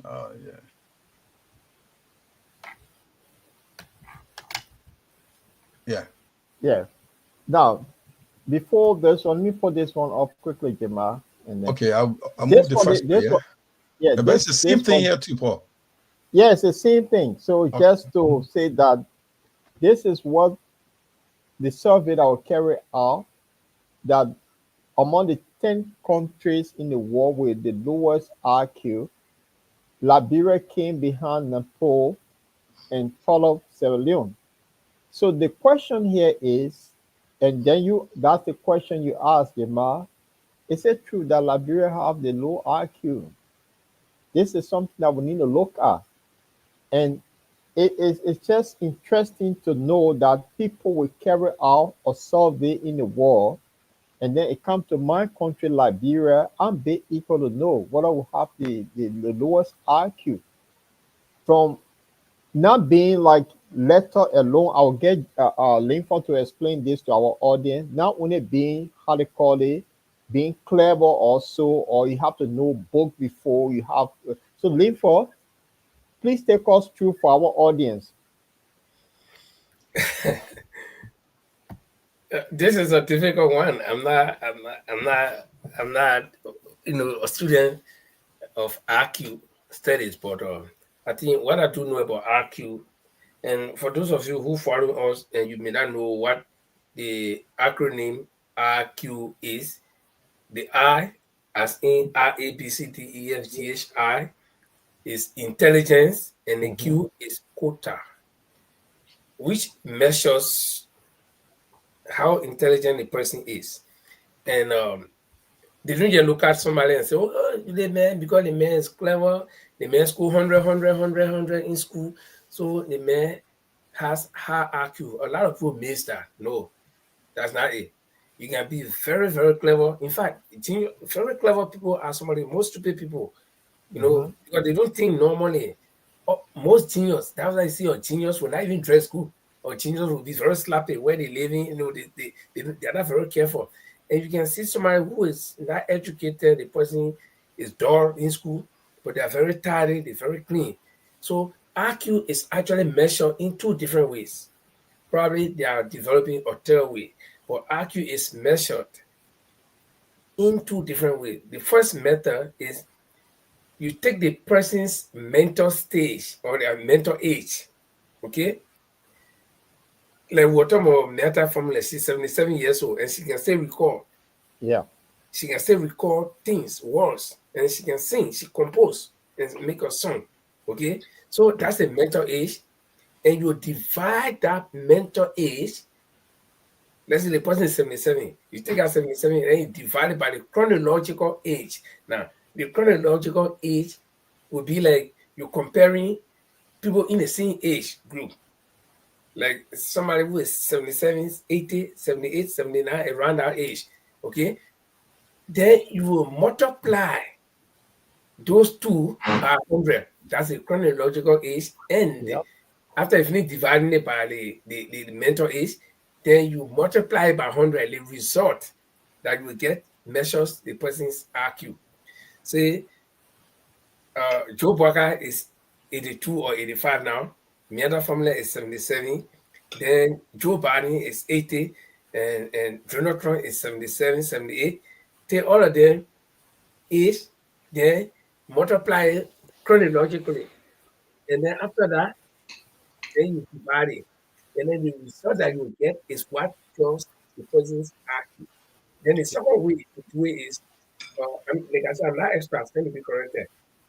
The second method involves comparing the schools, the schools of others in the same age group. When you talk about schools, it has to do with the person's behavior, okay, the way how the person can think. For instance, you're talking to an 80 years old man, you got 2 or 3, 4, 80 years old people around you, or somebody, one of them 80, 189, 178, 183, then you got them. And then you're talking to them. The way the one will respond to questions, and the way the one will remember, the way this one will react. You compare all of them, then you know among them who has the highest IQ right there now. So IQ is not something that is assigned to people to say, okay, they group of people from Liberia, they got low IQ and they all group. So I don't know how they measure, how did this group come up with this measurement to conclude that there are certain countries in the world, are they doing it by geographical, areas, or I don't know how they do it. Like I said, I don't know, but if you go by what the actual definition of determining IQ is just what I told you. It has to do with the person's mental age and the chronological age multiply by 100, and then you can get that. Then, or comparing people in the same age group and seeing how they behave, then you get to know this one is not a sound with any number, but it's just by comparison. You analyze and then you come out with, this is my finding. This is like a research. This is what I researched about these 4 people, their behavior and their level of understanding, the way they react, and all these things. Then you can come out and then select the best among them and say this one has the highest IQ. But in any case, everybody has IQ. Right. Thank you. The explanation, that is exactly what it meant. Linford, you spot on. And what did the research carry out say? This reflect on the social economic challenge that the country face when people have low IQ. So they just want to say that, and take Liberia for example, we have a very young population compared to other countries like Italy and other. Liberia is one of the youngest. So the way people process things in Liberia, so when they carry out the survey, the way people see things, it all boils down to how. So let's take the young age. They between 60 to 65% of the people, they around the age 20, from 35 up to the school age. Huge number of them. So if these people go to Liberia to say, this country is the second with the low IQ. So what say you, Jamal? This is what is quite interesting. Are they lying on Liberians or what? Because we don't have old people around. There are less old people. We get more young people that are supposed to be. How do you call it? Thank you. Do you hear me? You know, I don't know, like my Linford just said, is how do they come up with the survey results? Because IQ, we all know, has to do with 100% to do with the level of intelligence. You just spoke about the level of people, the age group in our country, Liberia. You should also take into consideration the war that took place in Liberia. And now, the mental state of our people is not stable. You should also understand that the government did not invest, or whoever should be investing into helping the people to rehabilitate them mentally. That did not happen in fools in Liberia. And that affected your thinking. 14 years of civil war, the mindset, I don't care what you do. People who are doing mental science will tell you, I don't care what you do. That state of mind will not be the same as a normal person. So whatever the judgment, I don't believe they claim to saying the level of intelligence is low. Somebody start there, just came out an argument. Well, you should tell us, where do they do the survey? Went to Liberia. And what is the metrics? Yeah, you got me to tell us. But my point is this.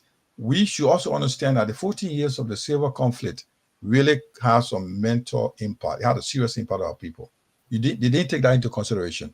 So the country did not go through the process where we talk about reconciliation process, but you talk about mental stability, mental rehabilitation. Nobody's investing into that. Why young ones are going into the street, they're misbehaving. One thing you will notice, Paul, you and myself used to hear, if there's an accident, a tragic motor accident, and you see people lying down in blood, to pool of blood, people go out there and take those pictures and put them onto social media. Nobody in the right state of mind would do that. Would do that, yeah.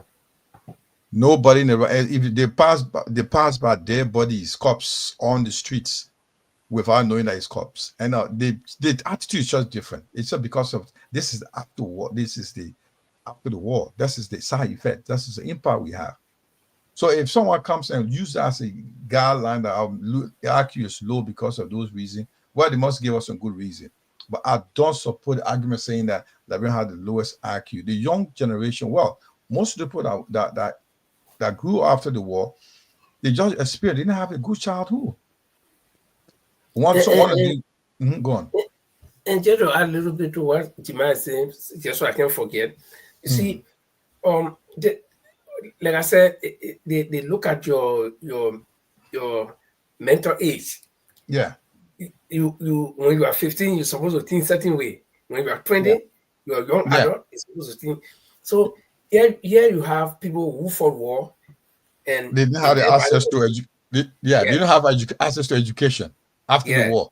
Yeah, and then even the older people too, people fought war. The dead bodies you could still see bones in the country. Then the same people will turn around who are victim and say, you kill my man, you kill my pa, I'll vote for you. So all those things like Chargeology wrote there, all those things, when people look at it, they say, but how do people thinking? You went through all these things, then they see people who made you to suffer, you say, now you kill my man, you kill my man. The simple say, you know, both, you know. So all these things, the program measure, they say, but people should be thinking wisely, why are they? So, but to get generalized and say Liberians got the lowest IQ, well, again, I mean, who's voting? That Liberians voting. So it's not only Liberia though, because they have here say Liberia second to Nepal, followed by Sierra Leone. If you look at these countries, the countries that they name here, all of them have problems. Look at the Gambia. The Gambia have had problems. Cape Verde as well. Guatemala, Nepal. These are all developing countries, third world countries. So to what the emphasis Paul is few things: educational access and quality. Yeah, you look at our social economic conditions in the country; those have a major impact. There are a lot of things that Linford just mentioned. You also look at the cultural familiarity of ourselves. Your culture, my culture, not the same. How I look at things. After the Civil War, what was the healing process, Paul? What was the healing process? None. No government commit themselves to that. That's a big thing, a very, very massive. It's affecting us. The mindset is not right. Most kids growing up, they have no access to quality education, healthcare. They grow with our parents. It's just like somebody being born in Gaza, in Palestine. We born as refugees, say that there's no good life. They were just born in refugee camp and die in refugee camp. So what you would do, you mortgage life to war. You want to die. That's what they do in Gaza. I was born. If you were born in refugee camp, you born in refugee camp, you saw your great grandparent, your grandfather there too in that camp. Do you think there's a light at the end of the tunnel? No. So the issue is those are assets. If they look at those things as a condition, so just are fine. That may be right, but you should also take into issue. You don't need to be treating us fine. Were there any situations where they help our people to grow out of this process they went through, this mental state of madness our people after the war, the generation that came? Nobody helped them. The governments are coming to power. They're not helping. They didn't help the youth or the generation coming out to take them out of that state of confusion, state of I don't know how to describe it.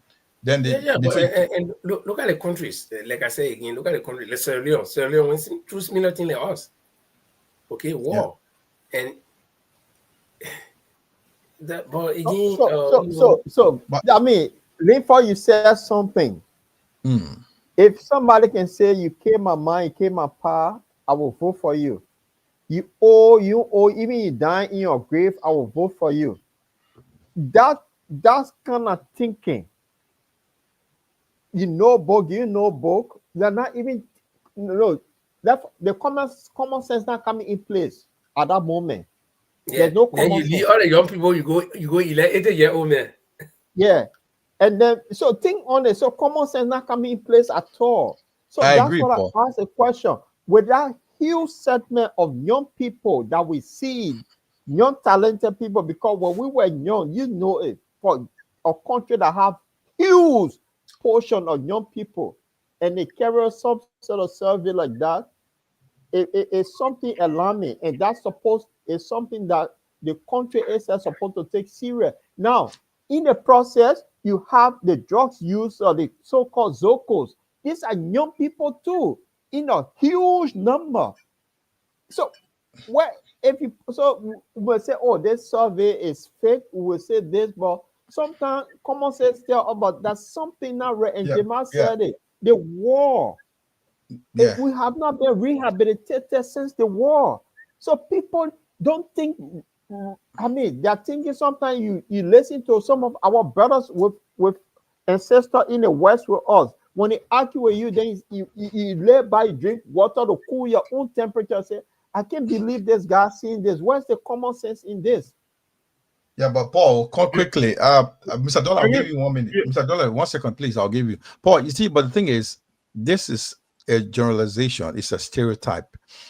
All the conditions we have in Liberia, it doesn't require us to be stereotyped as the lowest. Yeah, I think let's get that fight. Let's get that clear. Agree. Yeah, I agree. Unacceptable. Like without giving consideration to the situation we went through after 14 years, then you come and say Liberians have their lowest IQ. That is general stereotyping us. So, Mr. Dollar, go on. That's all I comment on. Okay, thank you very much. Look, let me be realistic here. Those that you people are trying to shape the blame on, they are not responsible for our progress. I want you to know that. So they are investigators, how they see it, and how they talk it. So look at the cause. Yeah, that's what I'm saying. The cause of this problem is the civil war. 65% of the Liberian population now are the people that are born in a war. You understand? What sense do you think that you will see in these people? Look at what is really happening now. Even quite recently, when the people say we tell what they drug something and thing, people take colors and stake and thing there and start those that they identify them to be the drug dealer or whatever in their community selling opium and thing there, they want to start breaking their house, taking law into their own hand, vigilante activity. You understand? You think normal people will do that? So the war causing all this bullshit and keeping all in this level. So I 100% agree whatever report the people out. You know that is the problem we have. But the cause of the problem, we ourselves need to look at it. How can we graduate from such a thing? Right now, it's difficult. When the war finished, those that were given the power, trusted with the power to make sure that they carry on this thing, then their framework, rehabilitation, disarmament, all the kind of process and thing then. The guy who was a transitional leader, what he did, he grabbed the money. At the end of the day, Ellen Johnson still have to put him in jail. When she took over, because he had the money. When the people ask him, he say, what happened to the money given to you to do XYZ? He said the money was given to me to just take weapons from the people's hand. That's it. They didn't give me no money to rehabilitate, to build hospital or to build this. Could you imagine that? So basically, our problem is our very self. The war caused serious damage to that country. That's why when a war will come in, sensitive people say that this war, when he continue, he will bring the country back to zero level for another 100 more years. And I could see it happening.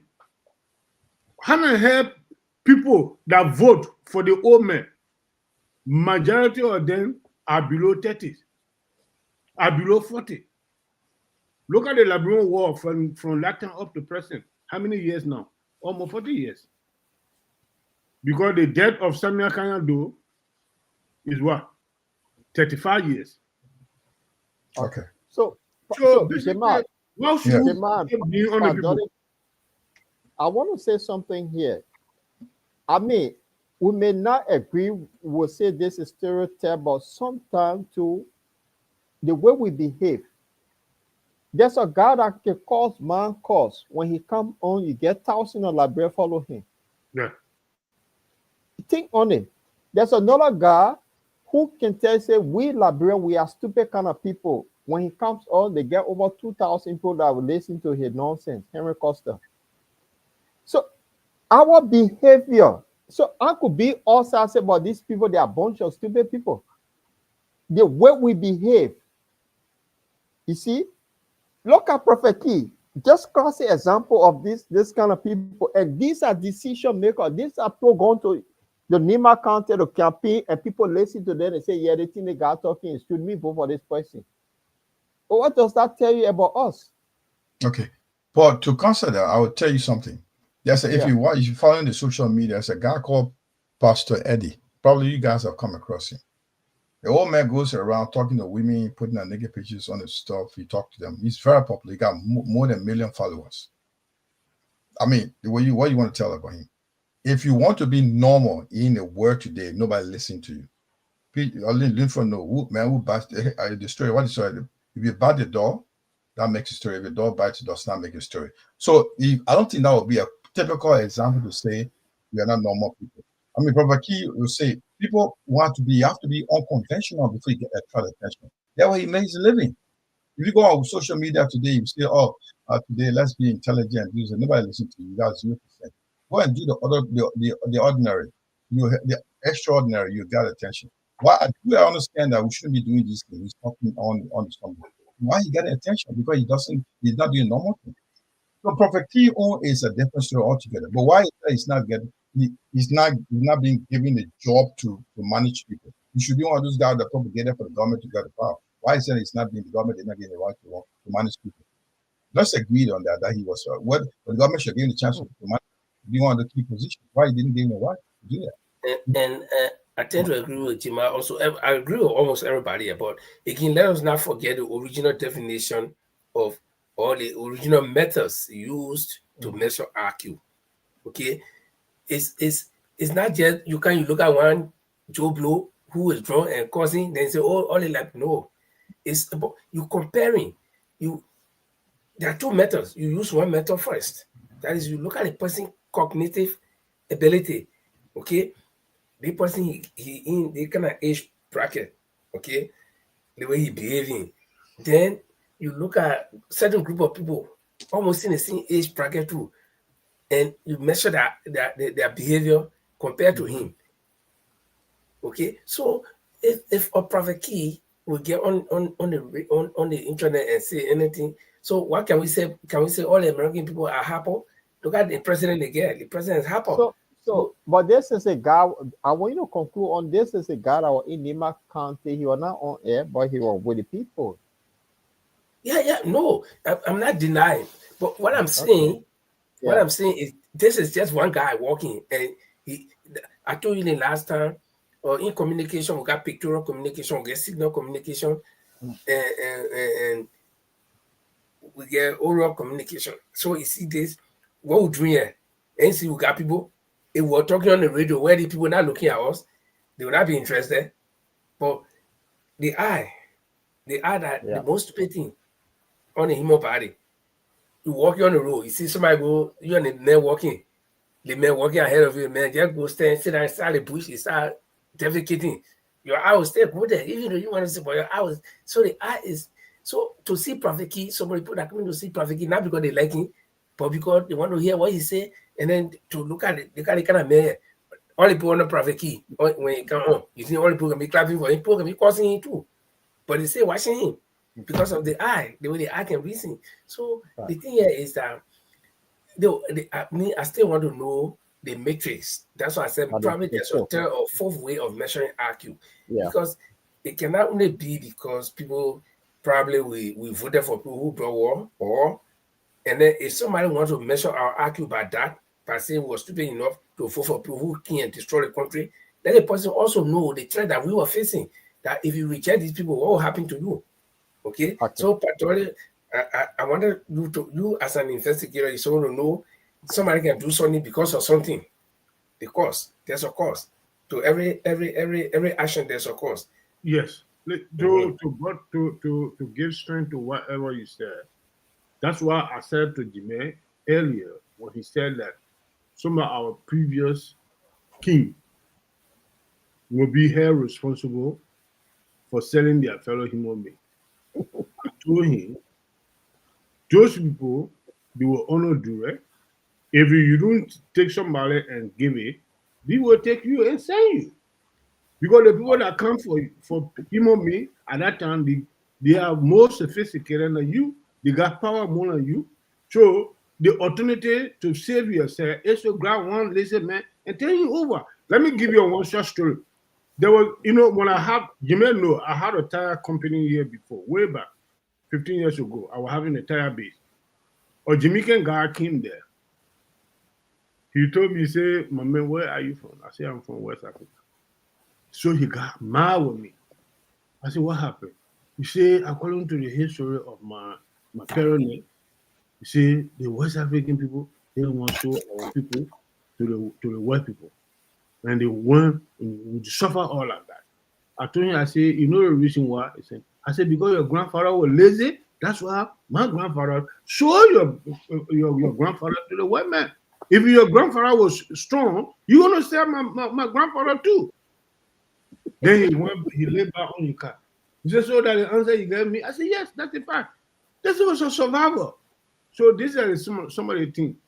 What happened with this is Linfo, in life, we do agree. We all know, 4 others sitting here, we all know the root cause of our problem in Liberia. For someone to look out and say we're stupid, we know what brings that problem. No. Having low IQ does not actually mean that. But again, we can misunderstand it. Well, even myself, somebody tell me I get low IQ, I might get offended. No, it doesn't mean. It's just that your intelligence level is low. You know. Yeah, that's it. But when somebody's intelligence level is low, listen, Ilanfo, I beg you, please, I'm not cutting you. If you say somebody's intelligence level is low, is it what? Is not a fool? No. No. Because you got people who are intelligent but very stupid as well. So you know, this topic getting very interesting. So guys, he's a fool. Guys, because you will not have sober thinking. We got 4 more minutes to do the better thing. You know what happened? 4 more minutes to go, guys. Jimmy's supposed to know the old man I'm talking about. I used to work with him. They used to call him Dr. Ed Mohammed Sere. He was a councilman in the interim government. He told me, he said, Dollar, I said, yeah. He said, one thing, let me tell you something today. I like clever enemies than a stupid loyalty. I said, why? He said, here's the sisters. Clever enemy, when he makes you, you will learn lesson. When he catch you, when he graduate from that mess, you will learn lesson. But stupid loyalty will be harming you. He thinking that he's helping you. So that's the reason why I don't let stupid person around me. So when somebody got low, don't carry the misconception that people with low IQ are stupid. They're not stupid. They're not that. No. Yeah, but somebody are thinking faculty is too low. No, not the thinking faculty. You're not. So guys, people who are intelligent, like for instance, you and myself, we're walking, we reach somewhere where we're supposed to be very quiet, and then I'm just talking. Mr. General, please let me not cut you off. Let me tell you something. The best criminal investigator is a smart guy. But you understand what I'm saying? I wouldn't attribute the so word. When you to be your best investigator, you need to be your best guy. I got a question so we can conclude on this. Yeah. And I took this cue from one of these popular young men called Henry Costello. He said, we Liberia, we are stupid kind of people. Do you all agree that Liberia are stupid kind of people? And he said all the time on his program before people say, we are stupid kind of people. Is it true that we are stupid kind of people? No, you see, this is where I come into argue again. So when Joe Blow said and say anything, so then you take. No, I just a general question. I asked him because you and Padole going back and forth, Padole saying this, and you trying to. So I just want to know: are we stupid kind of people? The reason why I'm asking this question, Padole, wait. The reason why I'm asking this question is that we didn't agree to get healed from the Civil War. Now, the decision making of our people, it seems to be very stupid. You came a man, you came a power, that being stupid. You coming down, you be in your castle, will still vote for you. That being sensible, that being stupid. So are we kind of stupid? Are we stupid kind of people? The decision that we make, it seems to be stupid decision. That I'm asking this question.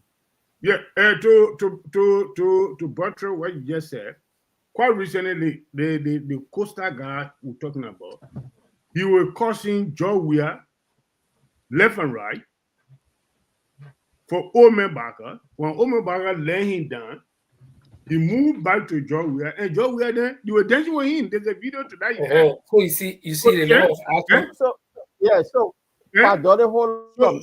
I want Linford to come. There's a by-election that took place in Nima County about Samuel Coker.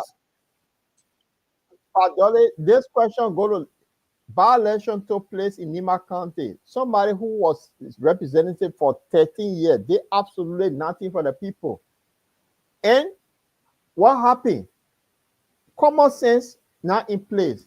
And they brought this guy, they put him there, and you expect to get some results. So the question here is not based on what Henry Costa said, but from the discussion here and the behavior of our people. Are we stupid kind of people? Yes or no? And then you have to say. So let me read something for you quickly. Go on. Yeah. There's a list of individuals there that I have about 4 people here who have the highest IQ in the world. In the entire world. The highest is Yong Hong Kim, or Chinese guy, with 276 IQ. Then the next one is Terence Tao, a Chinese again, 230 IQ. Then one is Marilyn Vos Savant, 228. And Christopher Harata, 225. Now, those people come from different countries. So, will you take their IQ to apply to the entire country that they come from? Or are they individuals? So, you see, to bring in the Henry Costa thing. So, one guy will sit and say, we Liberian people are stupid. And this man is even acting the most stupid than all of us Liberian people. This is the man who will cause me. Tomorrow he can be my friend. Then he start causing you. Then tomorrow he go to be your friend. So I accept him too, though. When you finish calling me yesterday, you come to my house again today. Then I accept him. Who's stupid? So this is the between he and me. Who's stupid? But again, we don't have any IQ specialists here on this show. We are just trying to know. No, listen. From my little understanding about human beings, I did criminal investigation. I went to school for it. I went to National Police Academy. I graduated with diploma in police science. I did criminal investigation, specialized in criminal investigation. To track someone down, there's two person appear before you. Stupid person, you can quickly get fat out of him than a clever person. You understand what I'm saying? So when people are stupid, it comes from your attitude, your behaviors. But stupid person is different from someone with low IQ. Listen, we got stupid people, we got low mentality, the way people see things. Short-sighted, we call it short-sighted people. You see things sharp. You see what happened?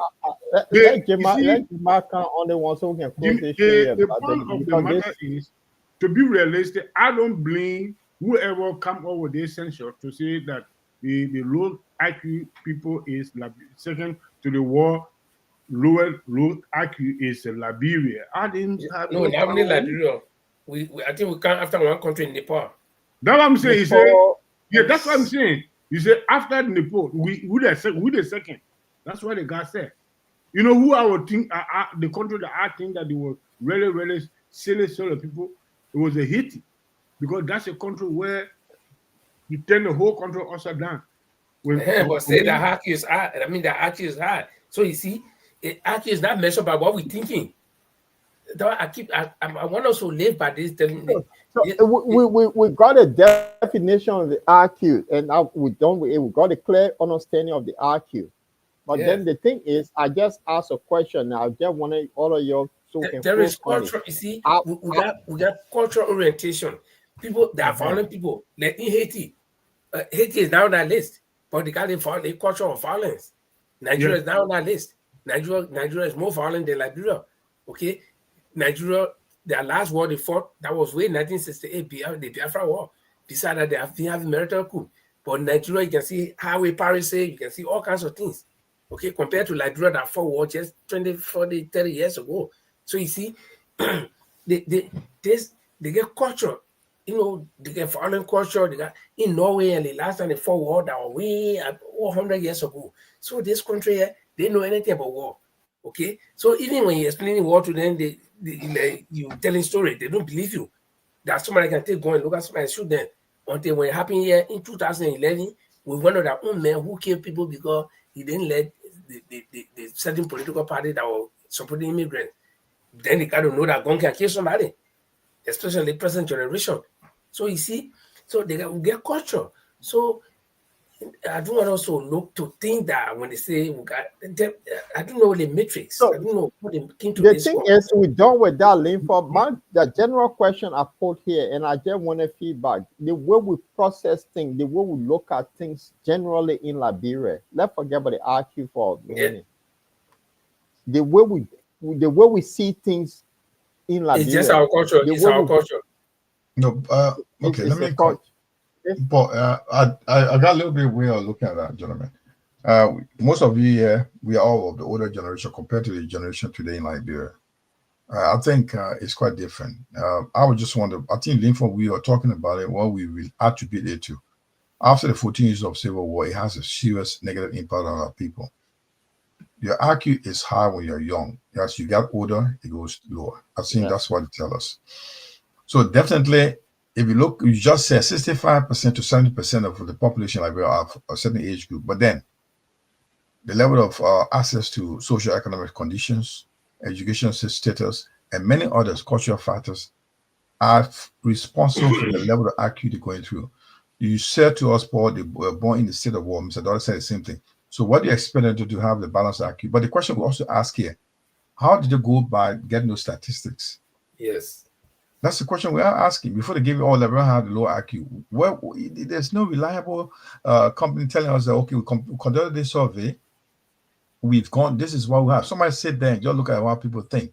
But people think is the level is, we know IQ stands for intelligent quotient, right? That's what IQ stands for. You have to measure your level of thinking, the way you look at things. Now, if like say I came my power, vote for you. But who is saying that? Let's go back way in the 70s. Mr. Dollar 80, you and Linford may have seen a lot before Paul and myself. People were not behaving like this. So you know that the impact or the effect we're having right now could come from after the war. So these are post-war Liberians. The attitude is different from the pre-war Liberian. So you should know where the resources are. So the issue of do we agree or not? You can see UK is clear that the situation after the war, Liberians are acting different compared to years back before the war. The post-war Liberians' attitude is different from the pre-war Liberian. That answered the question, Paul. That's answered the question. So if you misbehave or behave different, can mean because it's the effect of the war. You see, okay, let me bring the thing. Thank you. That's the clarity. That's you see, Paul, 1 minute. You see, the point of the matter, the argument you're putting up is a reality argument. But here is the situation argument. Before the war, even to see two persons on the street punching one another, it was very difficult. Who were in the police force? You understand what I'm saying? It was very difficult. People were very much you couldn't even see a man beating his wife. It was a crime. Punishable by going to prison. So all these things, but today you can see somebody taking knife and cut somebody hair off. What causing that? That is a mental problem. But the one I think I got it. Jamal answer is the war. The war come for serious effect. We watch television here. Low IQ. Let me agree to that. We watch television here. Somebody stole motorcycle on the 72nd. People stole. They were busting the person here publicly. Yeah. So it's the war mentality. So Jamal just answer the question. The war is the one that caused the problem for all. Anyway, guys, Jamal, take us home. Guys, before I take you home, I'll go to Linford, give you a takeaway. Then Paul, Mr. Dollar. Mr. Dollar, we'll start with Mr. Dollar. Mr. Dollar, please summarize. Yeah, we'll take it from you. Summarize. What do you think? What what we discussed and your last comment? Then we'll go to Linford, Paul. Then I will take us home. Basically, what I would say in this matter is we all should have a sober planning for the future of our children. One of the best planning that we need to employ, the country, whoever government come in power need to employ is to prepare because we're talking about rehabilitation here, and even you rehabilitate the people, you don't got nowhere to occupy their mind. They will still get on the street and begin drug addict. So let the government focus on finding me how people can be employed. They can have something to occupy their mind. So that will eradicate off from, that will release off from this kind of unscrupulous situation that going on in the country, because people are traumatized. Seriously. The only thing that can keep, if you see here in the West, people minding their own business because they got something occupying their mind. When they break, they go to work. They concentrating how to do that work perfectly so they can get their money in their pockets and go home and find something to eat on the table. But that is not happening in our country. 80% or 85% of our population are not working. That alone have to do something with people's mentalities of seeing things. People can even get angry by themselves over anybody offending them because of this kind of situation. So we should pray that somebody good should take over the country, that will put the nation back on a good track. I mean, on a best international standard. Not like this kind of organization. I mean, the government that they're right now does not have no direction. He doesn't know where he come from. He doesn't know where he going. So actually, let all pray. Let's put our situation in a prayer, but not like the prayer that Joe Biden said was supposed. After getting drawn in the night, the next day he can't able to go to where he said, let's have a fast and prayer. So not that type of fast and prayer. Let's start calculating. As we pray, we find a solution to the problem we have. That's what I can say in this thing here. Otherwise, Liberia is going backward instead of going forward. We are not the only one that. Thank you very much. Thank you. Go. Thanks, gentlemen. Thanks to our audience for being here. I think we had a very interesting topic tonight. Going back to the situation with the new map that African leaders now are calling for to be restructured, and also the situation with the Ukraine and security, European security that they're talking about, which now we found out that the war going to continue. With the situation in Liberia regarding the Liberia, the second country in the world with the low IQ, I think you guys was spot on. We knew where the start came from actually. How did when they although they said it happened around the 5th of June, but were they in Liberia? How did they manage to get that details? We don't know yet, but if they're talking about the behavior of our people, we say yes, back the war have done us harm than good. But what I enjoy tonight to see my auntie Mianta at the age of 77 performing. And Jamal, although you didn't give me a chance to talk about, look at her move in the music, the way she's moving. That's tell you for a 77-year-old granny to have that move, that rhythm stay in her.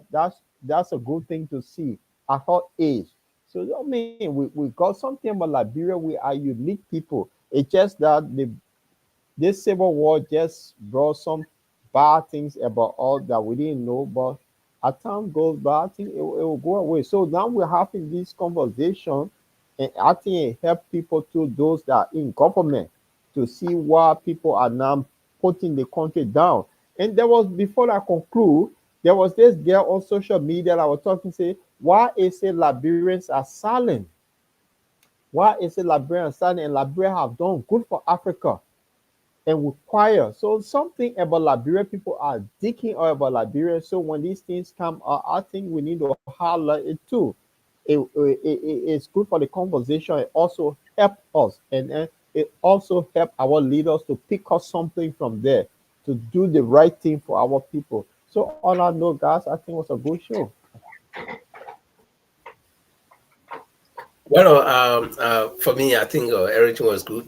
The Ukrainian situation, I still stand by my decision or my opinion that I don't see that war going further than this year. It might just end this year some kind of way, some way dramatically it will end. If the trend continues to go like this, where America is holding back from supporting or taking the lead they want to play the bicycle role. I can see that it's gonna end soon. Somehow somebody will reach out. And talking about the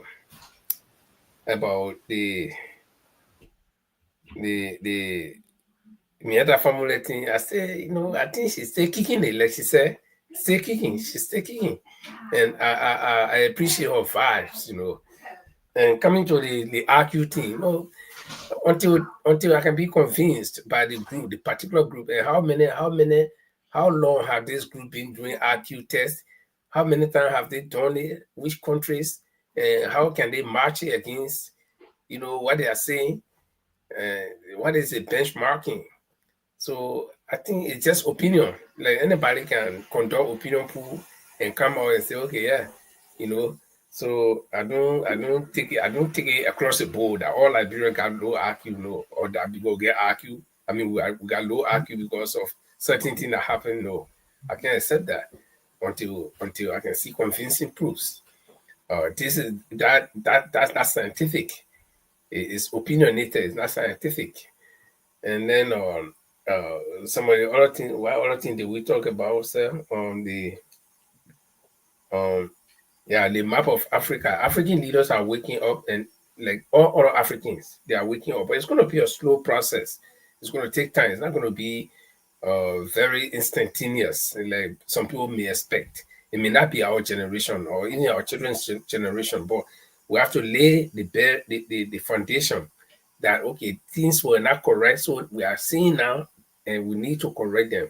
So I think we're starting from somewhere. And so I think it was a good show, and we want to say thank you to those of our viewers who are still with us or who were with us earlier on. We want to say thank you for being with us. We'll be back here on Tuesday next week with a fresh edition of the program. And until now, have a weekend, happy weekend from my end. Well, thank you very much. You have it from our colleagues. That's a takeaway from today's edition, 22nd of August, Friday, 2025. That's another edition of The Bottom Line. Once a big thank you to all those who join us, wherever you join us from. We want you to be part of The Bottom Line every Tuesday and Friday. That's our main dates, all days. We are always here to share with you what we have to talk about Liberia. We are passionate about this country. And we also want to say a big thank you to Mr. Maurice Yankuba Dollar for always sharing his thought with us. He's one of the men who always give me tough time and cut you off, put him back, and he's okay with it. And Paul also there with his international base. Thank you for that contribution, Paul. We also tonight, argument was very, very good with regard to the IQ Liberia. We need to argue these things at some point to let people know that these something stories where they got the facts from. But in any case, we want to say a big thank you to all those who joined us today. We always want you to share the show. Always share the show and subscribe so we can, anytime we come on, you'll be alerted so you can be part of what we do. The Bottom Line Liberia is always going to be here, and we're going to be here throughout. We're going to do our best. And if you know something that we're not doing good, we should try to share your thought with us or suggest to us to see what we can do better. Paul, and also there was a question that says how can one become a Barbados citizen? So probably we'll talk to one of our members of the audience drop that question. I know it was like, how do you become a Barbadian citizen or something like that? So we'll try to get the right question. So there's a guest that came from the Grenada, Liberian Grenadian, was with her last week, 2 weeks, to speak on the issues in Grenada. So we may bring her one these days to talk about events that are taking place in Barbados next year. So we'll be telling her how you can become I think it was Alan Gue, I brought the question. So Alan, if you join, stay with us, we will try to see if we can bring her one of these days to talk about. There's an event coming up in Barbados very soon, and we'll be sharing with you those information. They want Liberians to be part of there's a business investment program going on. I'm not promoting that, but she wants us to come back to the show to talk about the program in Barbados. So Liberians that want to go to Barbados, I think Liberians I don't think we have a visa to go to. Without, are we? Well, in fact, on that Barbados thing, let me see. Am I still audible? Yeah, go on. Yeah, listen. Okay, go on. On that Barbados thing, is the Prime Minister of Barbados, Amu Montley. Yeah. Amu Montley is announcing that there are certain tribe. I think there was a certain tribe. Bajan Group, BAGAN. Yeah, Bajan Group. Yeah. Yeah, the Bajan Group. So if you belong to that group, and some of them are in Liberia, because you remember 385 family heads came from Barbados to come to Liberia. So, Well, I think among that group, there is that was some people. Is that a group? Huh? Is that a group that came first? That the Bajak group, that generation that came first to Liberia? Yeah, that group that set in Crucialville. Yeah. So they are saying that group, they can go back and get citizenship. Okay. Yeah, but on the Irish, Liberians do not need visa to Barbados. And you get free visa for 90 days. Oh, okay. So when the 90 days runs out, you can say renew. You can say renew that. You don't need visa to renew anyway. It's just a matter of go to probably the what you call it, the immigration and say, oh, I've been here for 90 days and I still want to extend. They will welcome you. But guys, I think I have to do my essay. Yeah, thank you very much. I want to say a big thank you. I want to leave you with another Liberian artist, Annie Trump. We always want to feature Liberian artists here to let you know that we celebrate them. We said we appreciate a good job. I want to say a good evening and have a lovely weekend. My name is Jamal Kamara, together with Linford Egwangwe for Norway, Paul the Lordship for London, and our own man, the Special Security Advisor, Mr. Maurice Jankuba Dollar, who also lives around here in Manchester. We want to take you home with our Liberian sister. This is the music for you tonight.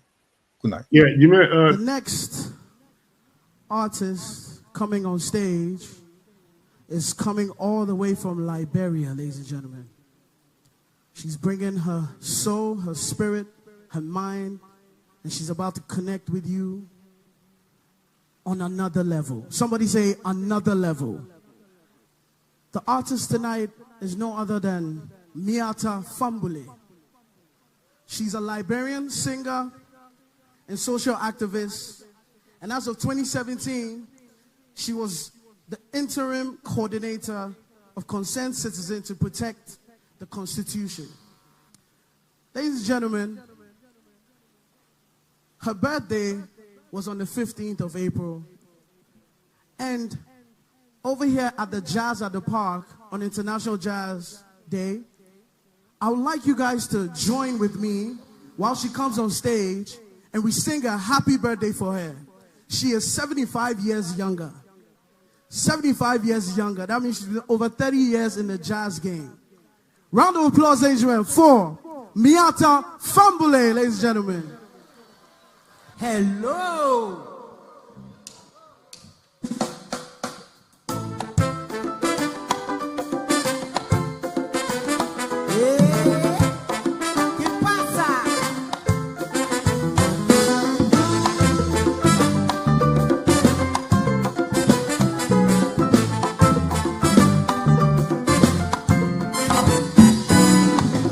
With you inside my mind, and in my dreams I've kissed your lips.